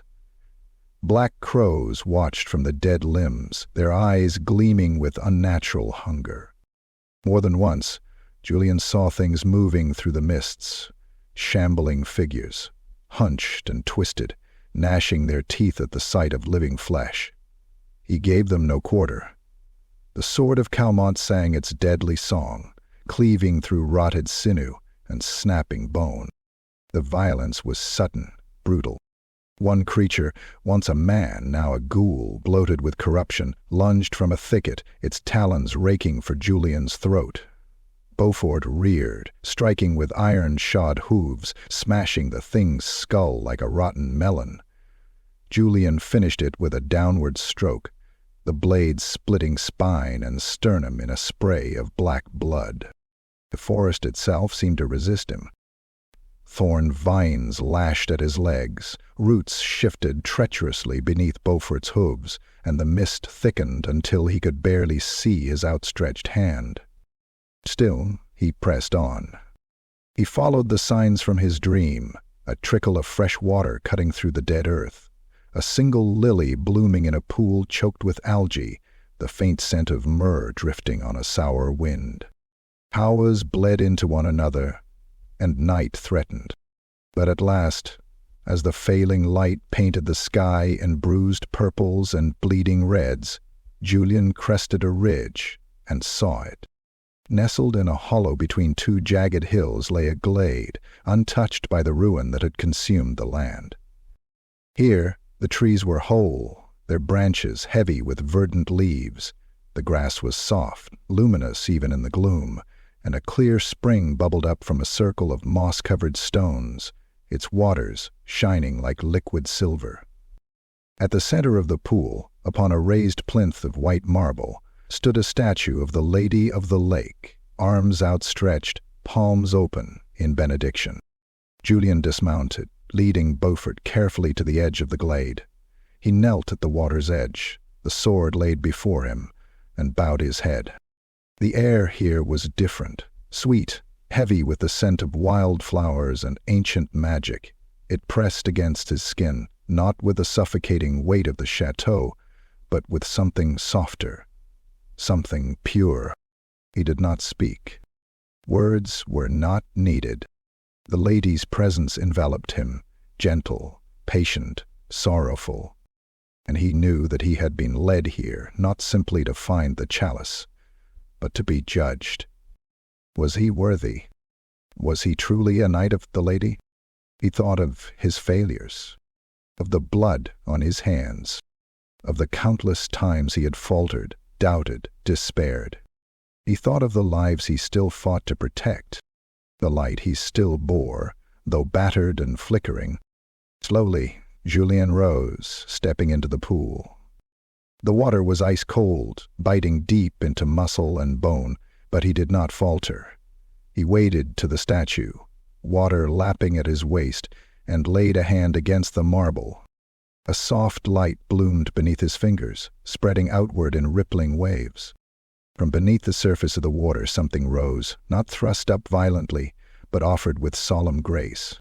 A chalice wrought of silver and sapphire, its rim engraved with prayers to the lady in a script older than Bretonia itself. It shimmered with an inner light, untouched by time, incorruptible. The chalice of mourning. Julien took it reverently, cradling it against his chest.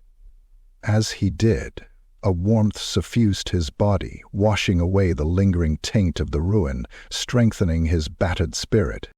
He felt clean again. The skull renewed. The lady's voice whispered through the glade, so soft it might have been a dream. "Go forth, my knight. Bear the light into the darkness. Let no evil stand before you." Julien bowed deeply, the chalice clutched to his heart, and when he rose he was a different man. The journey back to Chatau Dei would be a gauntlet of blood and shadow. But he would face it, not as a broken seeker, but as a knight of the lady, a beacon against the coming storm. And when he met Valyris again, it would be with the wrath of the heavens in his hands. Chapter 13. The Fae Trial. The moon hung low, a pale, ghostly eye staring down through the canopy of ancient trees as Julien de Calmont returned from the sacred glade, the chalice of mourning clutched tightly against his chest. Beaufort moved at a careful pace, hoofs muffled against the mossy earth. The air shimmered with a strange, unnatural stillness, a silence so complete it pressed against the eardrums like pressure beneath deep water. The path ahead blurred, warping at the edges. The trees grew impossibly tall, their trunks bending inward, knitting together overhead until the forest became a tunnel of green and shadow. A cool breeze whispered through the leaves, carrying the scent of lilacs and something wilder, older, that made the hairs on Julien's neck stand on end. He reined Beaufort to a halt as the path ended abruptly at a stone archway, overgrown with ivy that pulsed faintly in the moonlight. The arch bore no door, but beyond it shimmered a veil of mist, swirling with faint colors that hurt the eyes if stared at too long. Without hesitation, Julien dismounted, leading Beaufort to a sheltered patch of grass before stepping toward the arch. The chalice in his hand grew heavy, as if warning him, but he pressed on. The moment he crossed the threshold, the world shattered. He stumbled forward, blinking against the sudden, searing brightness. Gone was the blighted forest. Julien stood in a sunlit meadow, vibrant and alive, rolling fields stretching out to distant snow-capped mountains. Bees droned lazily among blooming flowers, and a river, pure and crystal clear, wound its way through the vale. Laughter rang in the air, not the mocking laughter of specters or revenants, but the genuine, joyous sound of children playing. He turned and saw them, children with bright eyes and rosy cheeks, chasing one another through the tall grass, their faces radiant with life. Among them stood a woman, golden-hayed, her smile warm and familiar in a way that twisted Julien's heart. She wore a simple gown of white linen, and in her arms she cradled a babe whose soft cooing mingled with the breeze. Julien's breath caught in his throat. He knew her. Elise. The girl he had loved before he took up the questing vow, before duty had wrenched him from the small joys of youth. He had left her behind, convinced that the path to the Grail demanded solitude and sacrifice. Yet here she was, untouched by time, radiant and waiting. She looked up and met his gaze, her eyes shining. "Julien," she called, her voice breaking with emotion. "Come home." The weight of the chalice of mourning seemed to vanish from his arms, and when he looked down, it was gone. His armor, too, replaced by the simple tunic and riding boots of a country squire. His hands were clean, unscarred by battle. He felt light, free. Tears blurred his vision. He took a step forward, and the illusion deepened. He saw himself riding alongside Elise, their children laughing at their heels. He saw quiet nights by the hearth, safe from the cruelties of the world. He saw peace, a life of love and warmth, unmarred by blood and horror. "Stay," Elise said, her arms outstretched. "You've fought enough, suffered enough. Come back to where you belong." The temptation was a knife twisting in his gut. Was this not what he had always longed for? Beneath the armor and the oaths, not glory, not power, but home, safety, love. His foot lifted to step forward, to abandon the endless struggle. But somewhere beneath the sweetness, a wrongness pulsed. The light was too bright, the laughter too perfect, the mountains too still, as if painted by a hand that did not understand motion or life. There were no flaws here, no hardships, no challenges, no death, no meaning. Julien staggered back, heart hammering in his chest. "No," he whispered, clenching his fists until his nails bit into his palms. "This is not real." Elise's smile faltered. The children stopped laughing. The meadow darkened, the sky bruising into sickly hues. The flowers withered into blackened husks, and the river turned sluggish and red, like blood seeping from an unseen wound. Elise's form shifted, her eyes hollowing, her mouth twisting into a sneer of derision. "You would choose suffering?" she hissed, her voice a chorus of broken dreams. "You would choose death over paradise?" Julien straightened, the weight of the chalice returning to his arms, heavier than before, but right, solid. "I choose truth," he said, his voice ringing out into the crumbling dreamscape. "I choose the lady. I choose to fight, even if it costs me everything." The false Elise screamed, a sound of tearing silk and shattered glass. The meadow around her dissolved into ash, the illusion burning away beneath the strength of Julien's resolve. In its place stood another figure, tall, ethereal, cloaked in silver mist, a fey enchantress. Her eyes, ancient and fathomless, regarded Julien with a mixture of sorrow and pride. "You have passed the trial of heart," she said, her voice like the chiming of distant bells. "Many before you have fallen here, seduced by the life they could have had. You alone chose duty over comfort." She raised her hand, and the broken remains of the illusion blew away like smoke on the wind. "In the name of the lady, I name you true Grail Seeker," the enchantress intoned. "The chalice of mourning is yours to bear." Julien dropped to one knee, the chalice cradled against his chest, his head bowed. The enchantress stepped forward and placed her hand lightly upon his brow. A warmth unlike any he had ever known flooded through him, washing away the lingering taint of despair, of doubt, of sorrow. "You will face trials yet," she said softly. "But know this, Julien de Calmont, you do not walk alone."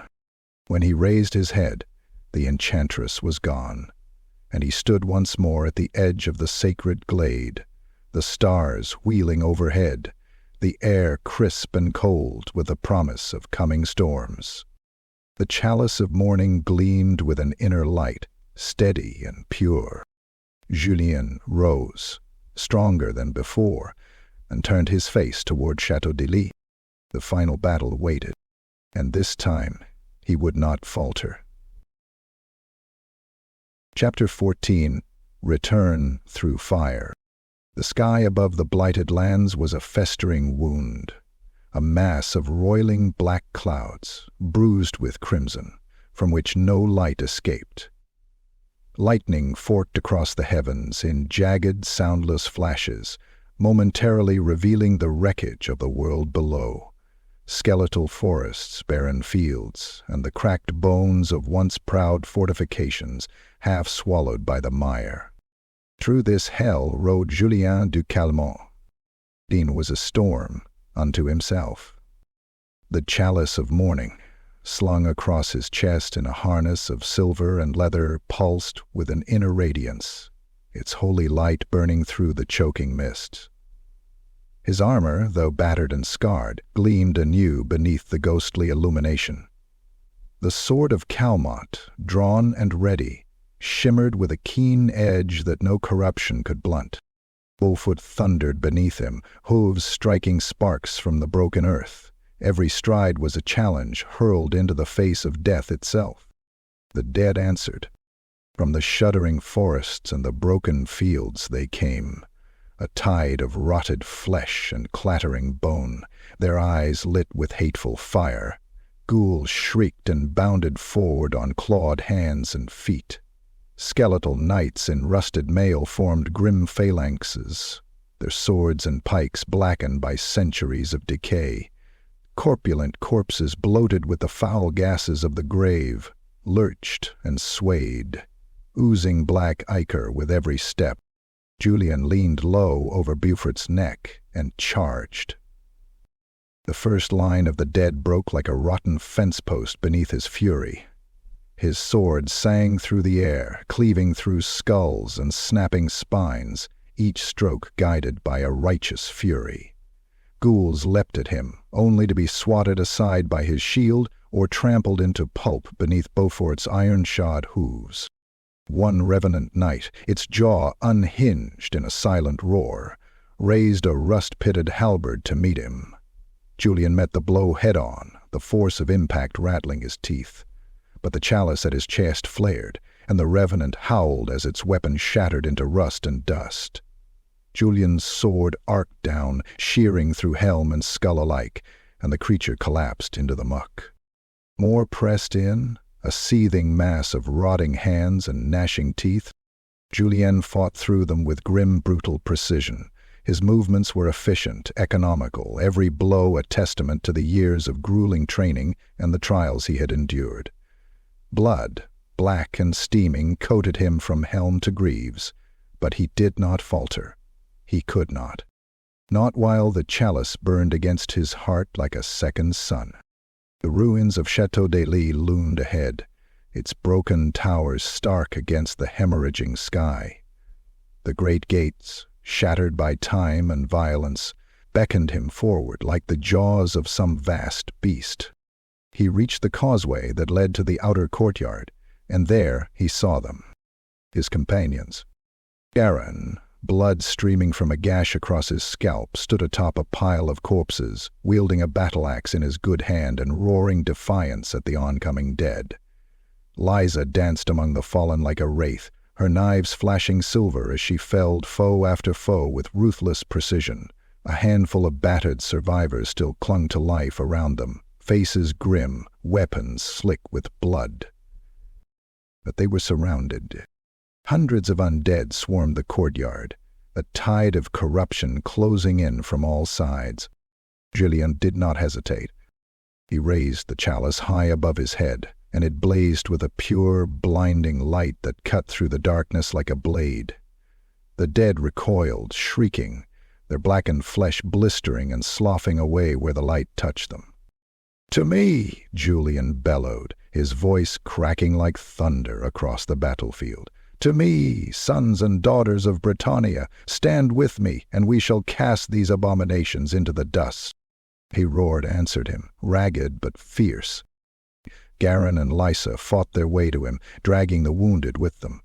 The survivors rallied around Julien's standard, their despair replaced with a desperate, burning hope. The undead surged forward in renewed frenzy, but they met not a broken band of survivors, but a wall of steel and resolve. Julien led them, his sword flashing in great arcs, every blow bolstered by the chalice's blessing. Wherever he struck, the undead withered and crumbled, their unholy bonds sundered by the purity of the lady's grace. Ghoul hurled itself at him, jaws snapping. Julien caught it mid-air on the point of his sword, driving the blade through its gaping maw and out the back of its skull. He kicked the corpse free and turned in the same motion, parrying a revenant's spear and driving his blade deep into its chest, the impact sending a jolt up his arm. All around him, the battle raged. Brutal, intimate, merciless. Liza fought like a woman possessed, her daggers a blur as she hamstrung and eviscerated with terrifying efficiency. Garin, despite his wounds, laid about him with the grim fury of a cornered wolf, cleaving through ranks of the dead with every swing of his axe. But the dead were endless. For every ghoul or revenant they felled, 2 more surged forward. Julien knew they could not hold forever. He glanced back, saw the inner gates, their battered irons straining against rusted chains. "Fall back," he roared. "To the keep, we make our stand there." The survivors obeyed without hesitation. They fought a brutal retreat, every step bought with blood and sweat, the ground slippery beneath their boots. Twice Julien paused to drag a wounded man to his feet, shielding him with his own body against the snapping jaws of the dead. At last they reached the threshold of the keep. Julien turned, the chalice in one hand, the sword of Calmont in the other, and stood in the breach as the undead hurled themselves at him. The light of the chalice blazed out once more, a roaring torrent of divine fire that swept the causeway clean, reducing the nearest ranks of the dead to ash and cinders. For a moment, just a moment, the tide broke. The survivors staggered inside, hauling the gates shut behind them with a deafening crash. Chains were thrown, bars lowered, rubble piled high. Julien sank to one knee, chest heaving, blood dripping from a dozen wounds. The chalice pulsed warmly against him, a steady heartbeat in the chaos. Around him, the battered remnants of their company sagged against the walls, too exhausted to speak, but alive. Alive. Julien rose slowly, his sword still in hand, and looked to the shattered stairs leading up into the ruined keep. Above them, in the heart of the chateau, Valyris waited. The final reckoning had come, and Julien de Calmont would see it through to the bitter end. Chapter 15. Gathering the light. The battered gates of the inner keep groaned against the assault of the dead, each impact sending shudders through the stone beneath Julien's feet. Dust rained from the cracked ceiling, and the dim torchlight wavered with every blow. Yet within the thick walls of the battered stronghold, a fire brighter than any torch had begun to burn, not of flame but of spirit. Julien de Calmont stood at the center of the ruined hall, the chalice of mourning held high in both hands.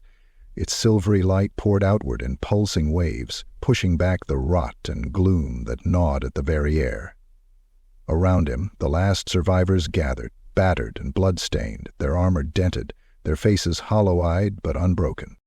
Guerin leaned heavily on his axe, one arm bound tightly to his chest where bone jutted through torn flesh, but his mouth was set in a grim line of determination. Lisa crouched nearby, cleaning her twin daggers with slow, methodical strokes, her sharp gray eyes flickering toward the sealed gates. A dozen others remained, mercenaries, freedmen, knights-errant without banners, all breathing hard, all watching Julien. Once they had fought, for coin, for desperation, for survival. Now they stood not as scavengers, but as comrades, a brotherhood forged in blood and agony. Julien lowered the chalice slowly, his gaze sweeping across the hall. "You have fought as few ever will," he said, his voice echoing through the chamber, low and powerful. "You have bled for each other. You have stood where others would have fled." The survivors shifted, some straightening, shoulders squaring beneath the weight of battered armor. Julien drew the sword of Calmont, planting it point first into the cracked stones at his feet. "We face a horror beyond mortal ken," he continued, his voice growing stronger. "An ancient betrayal that seeks to swallow this land in darkness. But it is not invincible.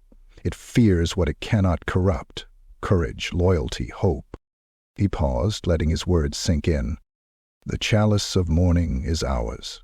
With it we will scour this blight from Chatau Dei. We will strike at the heart of Valyris's foul dominion. Together." A murmur rippled through the survivors, a raw, ragged sound like the first breath of a dying man refusing to yield. Guerin stepped forward, his axe slung over his good shoulder, blood matting the graying hair plastered to his forehead. "I'll follow you, Calmont," he said, voice rough. "To the gates of hell itself." Lisa rose smoothly, flipping her daggers into their sheaths with a practiced flick. She said nothing, but the nod she gave carried the weight of an oath sworn in silence. One by one, the others came forward, a mangled knight missing an ear, a sellsword with a shattered shield strapped to his arm, a woman whose bowstring was frayed from so many desperate shots. They knelt around Julien, forming a circle beneath the ruined rafters, the light of the chalice bathing their battered forms in argent glow. Julien unsheathed his sword once more, walking among them, touching the flat of the blade lightly to each shoulder in turn. "No longer sellswords," he said softly. "No longer vagabonds."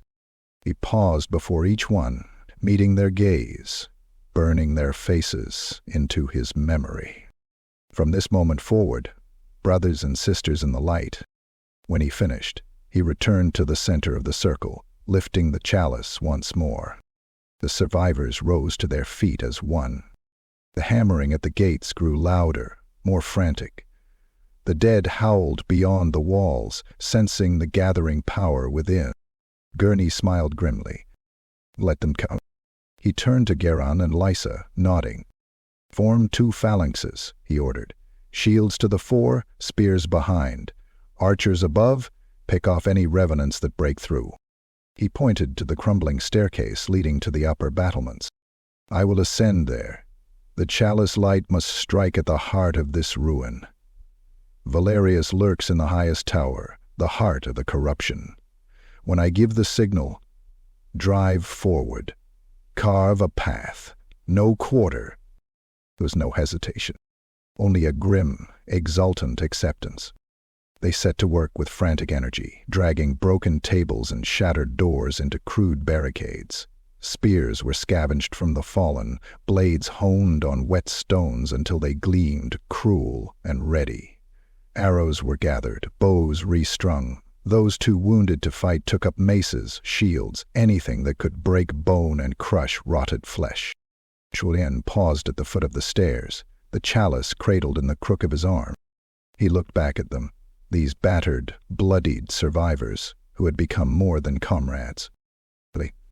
He tightened his grip on the sword, feeling the lady's blessing thrumming through his veins, stronger than ever. No more running, no more despair. Tonight, Chatau Dei would burn with a light undimmed by death or darkness. Tonight, they would break the nightmare. He climbed the shattered stairs two at a time, the sword of Calmont gleaming in one hand, the chalice blazing in the other. Behind him, the last hope of Britannia lifted their weapons, roared their defiance to the heavens, and braced themselves for the storm to come. Chapter 16. Challenge of the Damned. The bridge was a scar across the ruined heart of Chatau Dei, a vast crumbling span of stone arching high above the collapsed courtyard, connecting the keep to the blackened tower where Prince Valyris von Karstein brooded. Ancient banners, long since shredded into tatters, hung limp from shattered columns. Beneath the bridge, the abyss yawned, filled with mist so thick it might as well have been a sea of boiling corpses. Julien du Calmont crossed the threshold alone. Behind him, his brothers and sisters in arms fought and bled, driving the tide of undead back into the dark with shield and spear. Their roars of defiance echoed faintly against the towering walls, but here, on the bridge, there was only silence. The wind tore at his battered surcoat, snapping the silver falcon of House Calmont against his chest. The chalice of morning hung at his side now, glowing with a steady, unwavering light. In his hand, the sword of Calmont gleamed, as if eager for the final reckoning. At the far end of the bridge, the mist thickened, and from it stepped Valyris. He walked as though the centuries weighed nothing upon him. Tall and proud, clad in armor of blackened plate, adorned with filigree of bones and twisted vines. His cloak, deep crimson, fluttered in an unseen breeze. The crown of iron spikes still circled his brow, fused to his skull, a mockery of Bretonnian kingship. In one hand he carried a blade, long, wickedly curved, its edge dripping shadows like blood. His eyes, twin pits of glowing red, locked onto Julien with a hunger that was almost tangible. They approached one another slowly, boots grinding against shattered stones. The mist swirled, parting only enough to reveal the endless drop below. Valyris halted, his lip curling into a sneer. "You are brave, little knight," he said, voice smooth and cold as ice. "Braver than most. You have carried your light farther than any who have come before you." He gestured lazily to the chaos beyond the bridge, to the screams, the clash of steel, the desperate fight for survival. And yet it is all for nothing.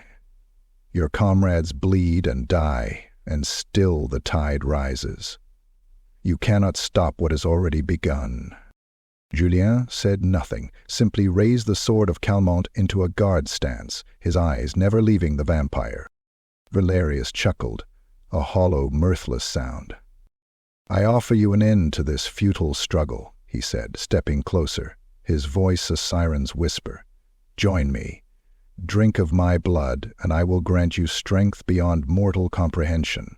You will wield power enough to bend this world to your will. No more death, No more loss, no more grief. Julien's grip tightened on his sword, and he remembered the faces of the fallen, Benoit, Isabelle, Edrin, the hollow eyes of those who had trusted him, died for him. He thought of the dream Elise, of the perfect life offered and denied, and he thought of the chalice, burning against his hip like a second heart. Valyris took another step forward, extending a gauntleted hand. "Imagine it," he crooned. "A kingdom of your own.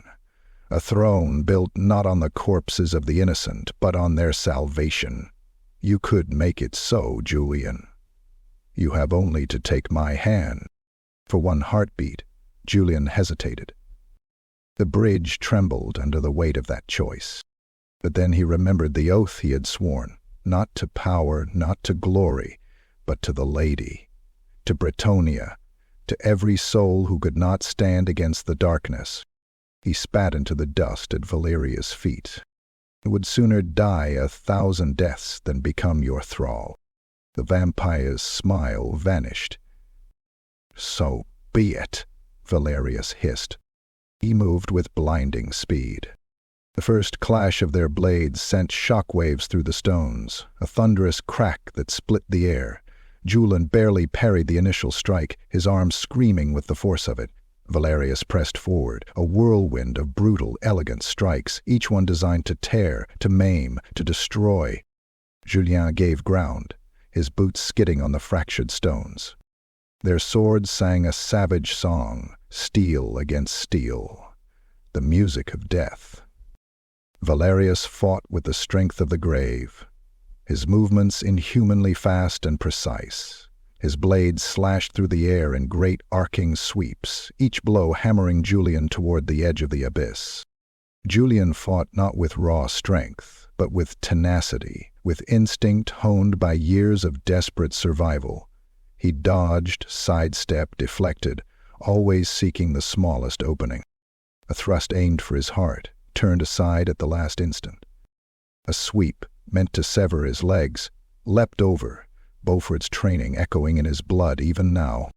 Still, Valyris' strength was monstrous. A blow smashed into Julien's shield arm, snapping bone with a sickening crack. Pain lanced up his side, white-hot, but he gritted his teeth and did not fall.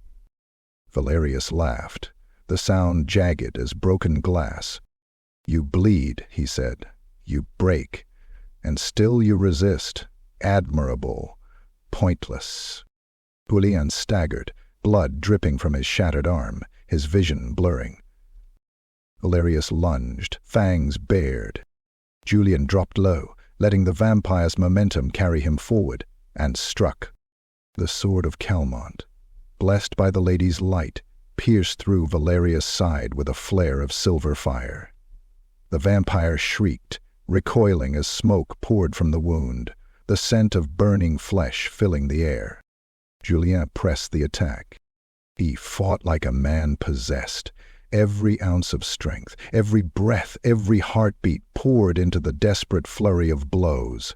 He hammered at Valyris' guard, driving the vampire back step by step across the crumbling bridge. Valyris roared in fury, counter-attacking with a savage overhead blow that shattered Julien's shield completely, splinters raining down into the mist below. The vampire seized Julien by the throat, lifting him bodily from the ground. Julien gasped, vision dimming, the sword of Calmont slipping from his grasp. Valyris' eyes burned into him, searing with hate, with hunger. "They," he snarled. But the chalice of mourning pulsed against Julien's side, a steady drumbeat in the void.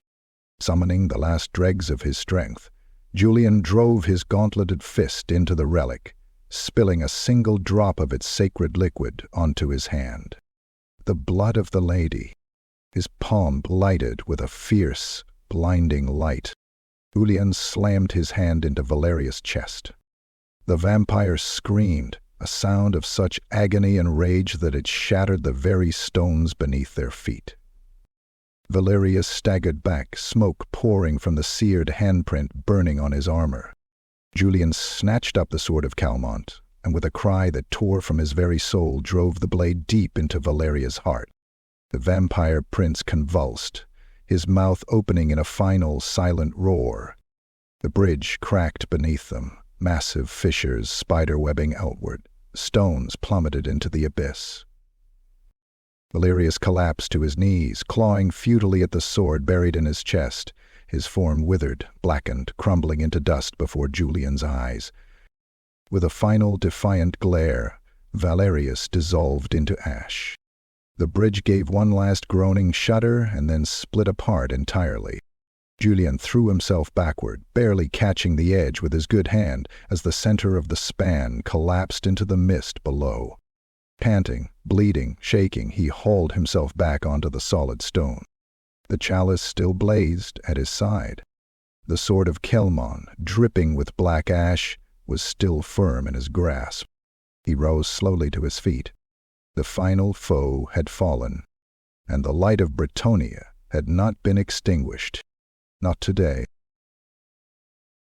Chapter 17. Shattering the Curse. The ashes of Prince Valyris drifted on the poisoned winds, scattered across the crumbling bridge like black snow. The severed span yawned behind Julien de Calmont, a jagged wound gaping into the abyss. The sword of Calmont hung heavy in his blood-slick hand, his breath ragged and raw, as he staggered to the center of the keep's ruined courtyard. But the battle was not yet done. Beyond the bridge, in the shadowed courtyard below, the tide of the undead still surged, countless shambling corpses, revenants and twisted ghouls locked in brutal combat with the last of Julien's companions. Even with Valyris's body destroyed, the dark magic that had anchored this abomination of a court still poisoned the stones of Chatau Dei. The very earth throbbed with it, the pulsing black sickness that would not die with the vampire prince alone. Julien stumbled down the cracked stairway toward the courtyard. As he moved, the dead, hundreds of them, turned their hollow eyes toward him. The revenant knights straightened, swords dripping with blood, skeletal jaws yawning open in silent recognition. The bond between them and Valyris still held. They advanced, a wall of death, relentless, inevitable. Garin and Lysa fought desperately, dragging wounded comrades toward the keep's broken inner doors, their blood smearing the stones. Garin shouted hoarsely for the others to fall back, to make a last stand, but it was clear they would be overwhelmed before they could form another defense. Julien stopped atop a shattered pedestal where once a statue of the lady had stood. He could still see the broken feet of the figure, blasted away by time and defilement.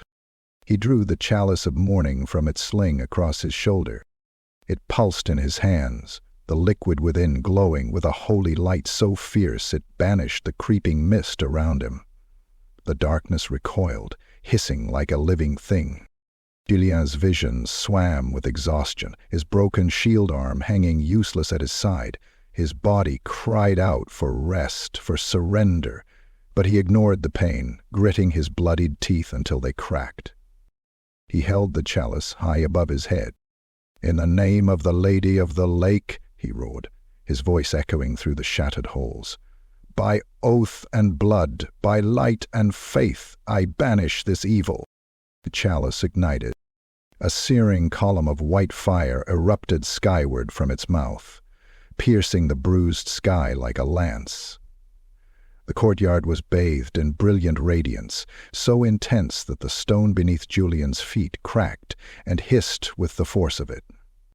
The undead recoiled, their charred faces twisting in agony as the light struck them. But Julien did not relent. He gripped the chalice with both hands, despite the blinding pain that flared through his broken arm. His knees buckled and he fell to the ground, but he did not let go. He poured every shred of will, every ounce of strength, into the relic. The revenant knights screamed, not with mortal pain, but with the death throes of the sorcery that bound them. Their blackened armor cracked and shattered, falling from their withered frames in cascades of rust and bone. Swords clattered uselessly to the stones. Ancient shields buckled and crumbled to dust. One by one, they fell. Some tried to crawl toward Julien, skeletal fingers clawing at the air, but the light consumed them before they could cross the ruined courtyard. They were not merely destroyed, they were freed, their souls wrenched from the chains of Valyris' curse and carried away on the cleansing tide of the Lady's blessing. Julien wept as he watched, not tears of sorrow, but of release. The tide of the undead broke. The lesser ghouls shrieked and staggered backward, their corrupted bodies unraveling, collapsing into heaps of rot and bone. The mist that had blanketed Chatau Dei for centuries began to thin, lifting like a dying breath. The survivors, Garin, Lysa, and the few remaining fighters, stared in stunned silence as the battlefield cleared, leaving only corpses and dust where moments before death had been a living tide. The chalice dimmed, the last of its sacred fire spent. Julien slumped forward, the relic cradled to his chest. He knelt amid the ruins of Chatau Dei, surrounded by ash and bone, the echoes of centuries, old agony, finally silenced. Slowly, Garin approached, blood dripping from a dozen wounds. He knelt beside Julien, resting one heavy hand on the young knight's shoulder. "You did it, lad," he rasped, voice rough with awe. "You broke the curse." Lysa crouched nearby, her usual cold detachment cracked by wonder. She wiped blood from her face and smiled, a small, tired smile that spoke of a hope long buried. Round them, the survivors gathered. They knelt, one by one, laying broken weapons and bloodied hands upon the stones, in silent homage. The dead of Chatau Dei were finally at rest, and Julien de Calmont, battered and broken, had delivered them. He rose to his feet slowly, painfully, the chalice clutched close, the sword of Calmont sheathed at his side. The wind shifted, fresh and clean for the first time in what felt like a lifetime. The ruin still stood, its towers broken, its walls shattered. But the blight had been cleansed. The Lady's light, battered, dimmed but unextinguished, shone once more over Chatau Dei. And Julien, bloodied and bowed but unbroken, turned his eyes to the horizon. The quest was not yet over, but here, in the ruins of betrayal and death, hope had been reborn. Through fire, through blood, through unwavering faith. Chapter 18. The Lady's Blessing. The sky began to break at last. After days of endless night, of blood and horror and despair, the first blush of dawn crept over the shattered towers of Chatau Dei, pale gold and rose-streaked across the ruins, washing away the bruised darkness like a gentle tide. The mist, once clinging and thick with death, now rolled back into the crevices of the earth, leaving the stones clean and glistening with dew. Julien de Calmont stood atop the broken battlements, the chalice of mourning cradled in his arms. Below, the survivors stirred. Garin slumped against a fallen column, his wounds bound with blood-stained cloth. Lysa leaned on her broken sword, her gray eyes fixed on the lightening sky as though afraid it might vanish again. They said nothing. None dared break the reverent hush that had fallen over the ruin. The sword of Calmont was sheathed at Julien's side, its battered hilt stained with the blood of monsters and traitors alike. His armor hung in tatters around his lean frame, cracked and rent from 100 desperate battles. His body screamed with every heartbeat, broken ribs, torn muscles, blood oozing from countless cuts. But he stood tall, his gaze steady, the light of dawn reflecting in his hazel eyes. Something stirred in the air, a ripple as though the very fabric of the world had shivered in awe. The wind carried a scent sweet and pure of wildflowers and fresh rain. The broken stones beneath Julien's boots thrummed softly, resonating with a music too perfect for mortal ears. Even the birds, hesitant in the dawn, fell silent. He turned, and she was there, the Lady of the Lake. She emerged from the verrière, a figure of impossible grace and beauty. She wore a gown of flowing white that shimmered with the hues of the morning sky, woven from mist and starlight. Her hair cascaded down her back like a river of gold, her face veiled in light so pure it hurt to behold. Around her the air glittered with motes of silver, and the broken stones mended beneath her feet with every step. Julien fell to his knees without thought, bowing his head so low that his forehead touched the cold stone.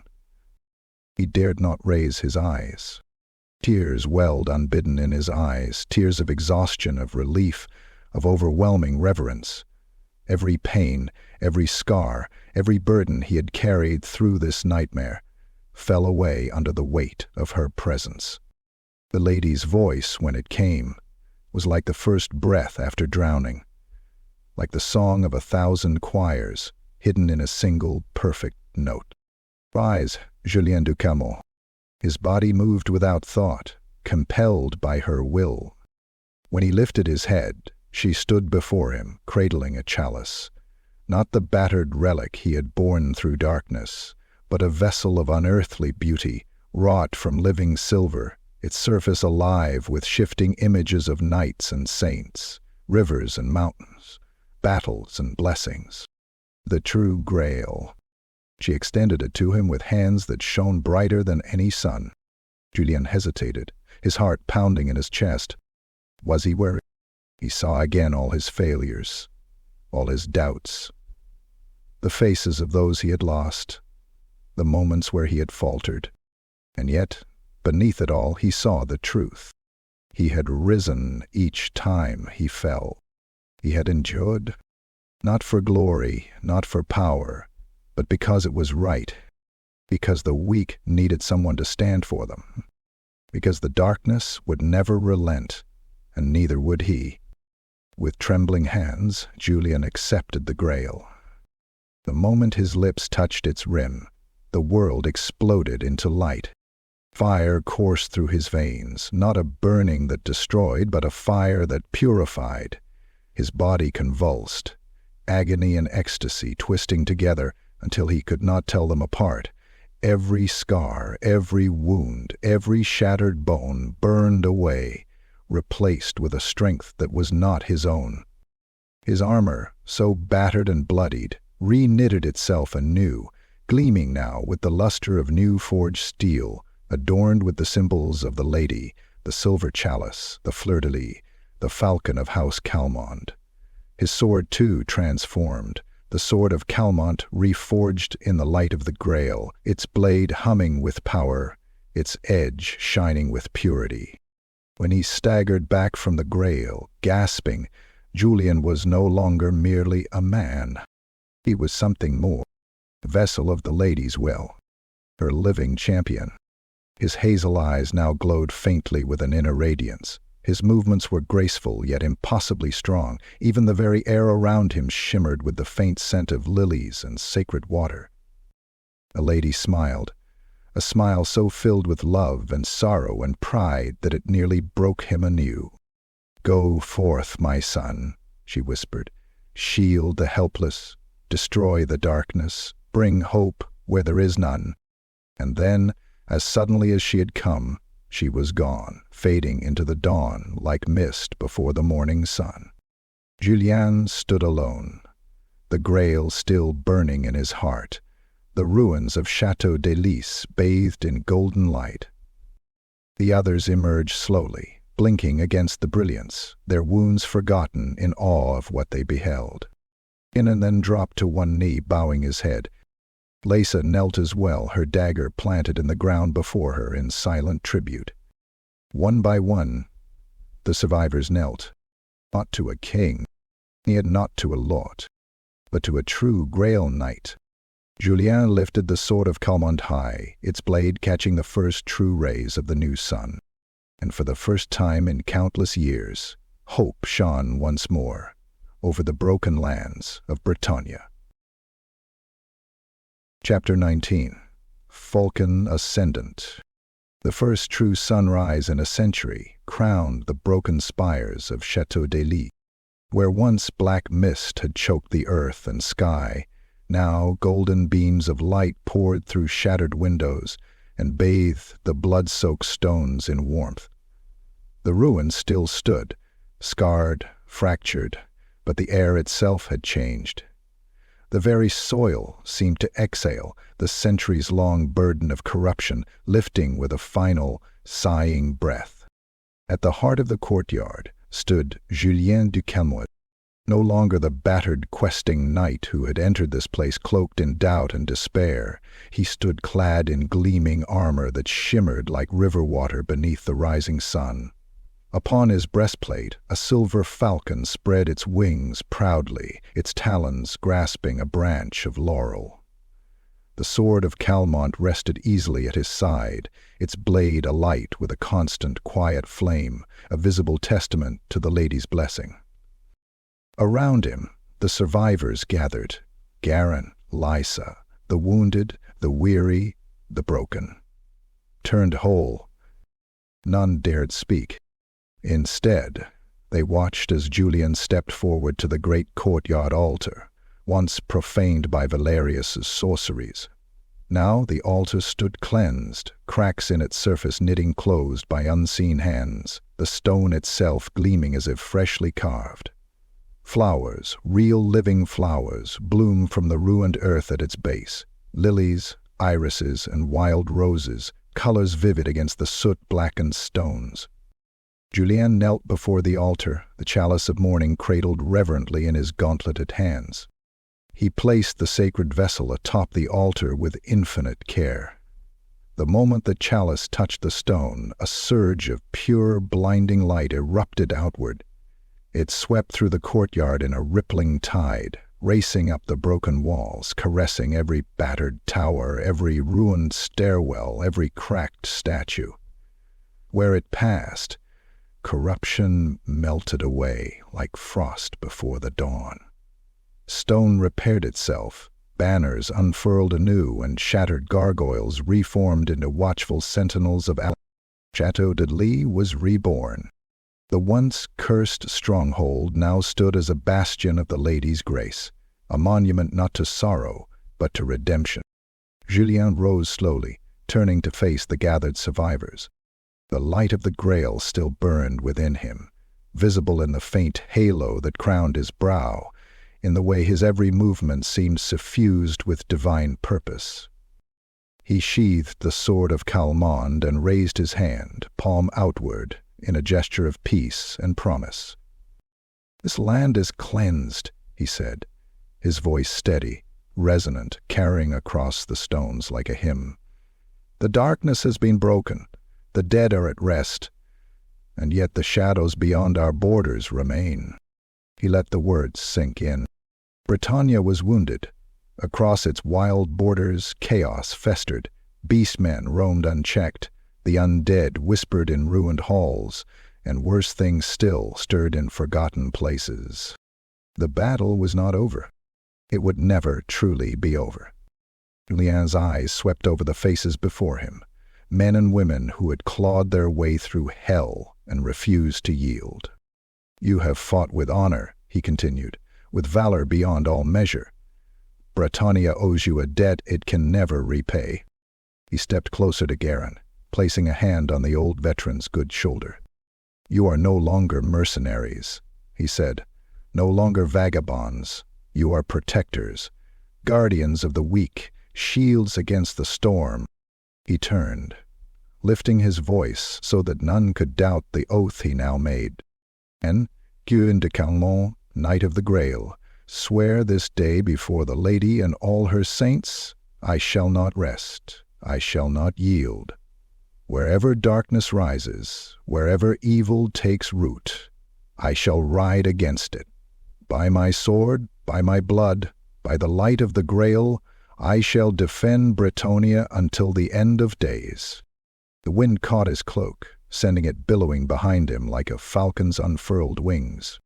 One by one the survivors knelt, heads bowed, weapons planted before them in solemn tribute. They did not kneel for a noble title. They knelt for a man who had stood when all else fell. Lord of the Falcon of Calmont, ascendant at last. The lady's light flooded the courtyard, and far above the last remnants of the mists broke apart into 1,000 shining motes carried away on the morning breeze. Chatau Dei had been reborn, and with it, so too had the hope of a battered, bloodied realm. The darkness would come again. It always did. But now, a Grail knight stood watch, and as long as Julien de Calmont drew breath, no evil would find easy passage through Bretonia's borders again. Chapter 20. Echoes Beyond the Horizon. The sun was a blazing crown atop a sea of rolling green hills, the sky an endless canvas of blue stitched with white-gold clouds. The land of Bretonia stretched before Julien de Calmont like a vast, wounded kingdom, still aching from 1,000 unseen scars. Rivers gleamed like silver serpents across fertile valleys. Wild woods brooded at the edges of human civilization, their tangled hearts whispering secrets older than memory. Julien rode at the head of a small procession, the last remnants of those who had survived Chatau Dei. Guérin, patched up but stubborn as ever, kept pace with a grim set to his jaw.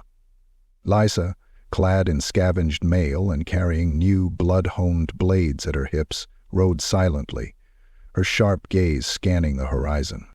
Behind them, a handful of freedmen, knights-errant, and battle-worn survivors carried new banners, no longer the tattered sigils of fractured households, but a single, unifying emblem.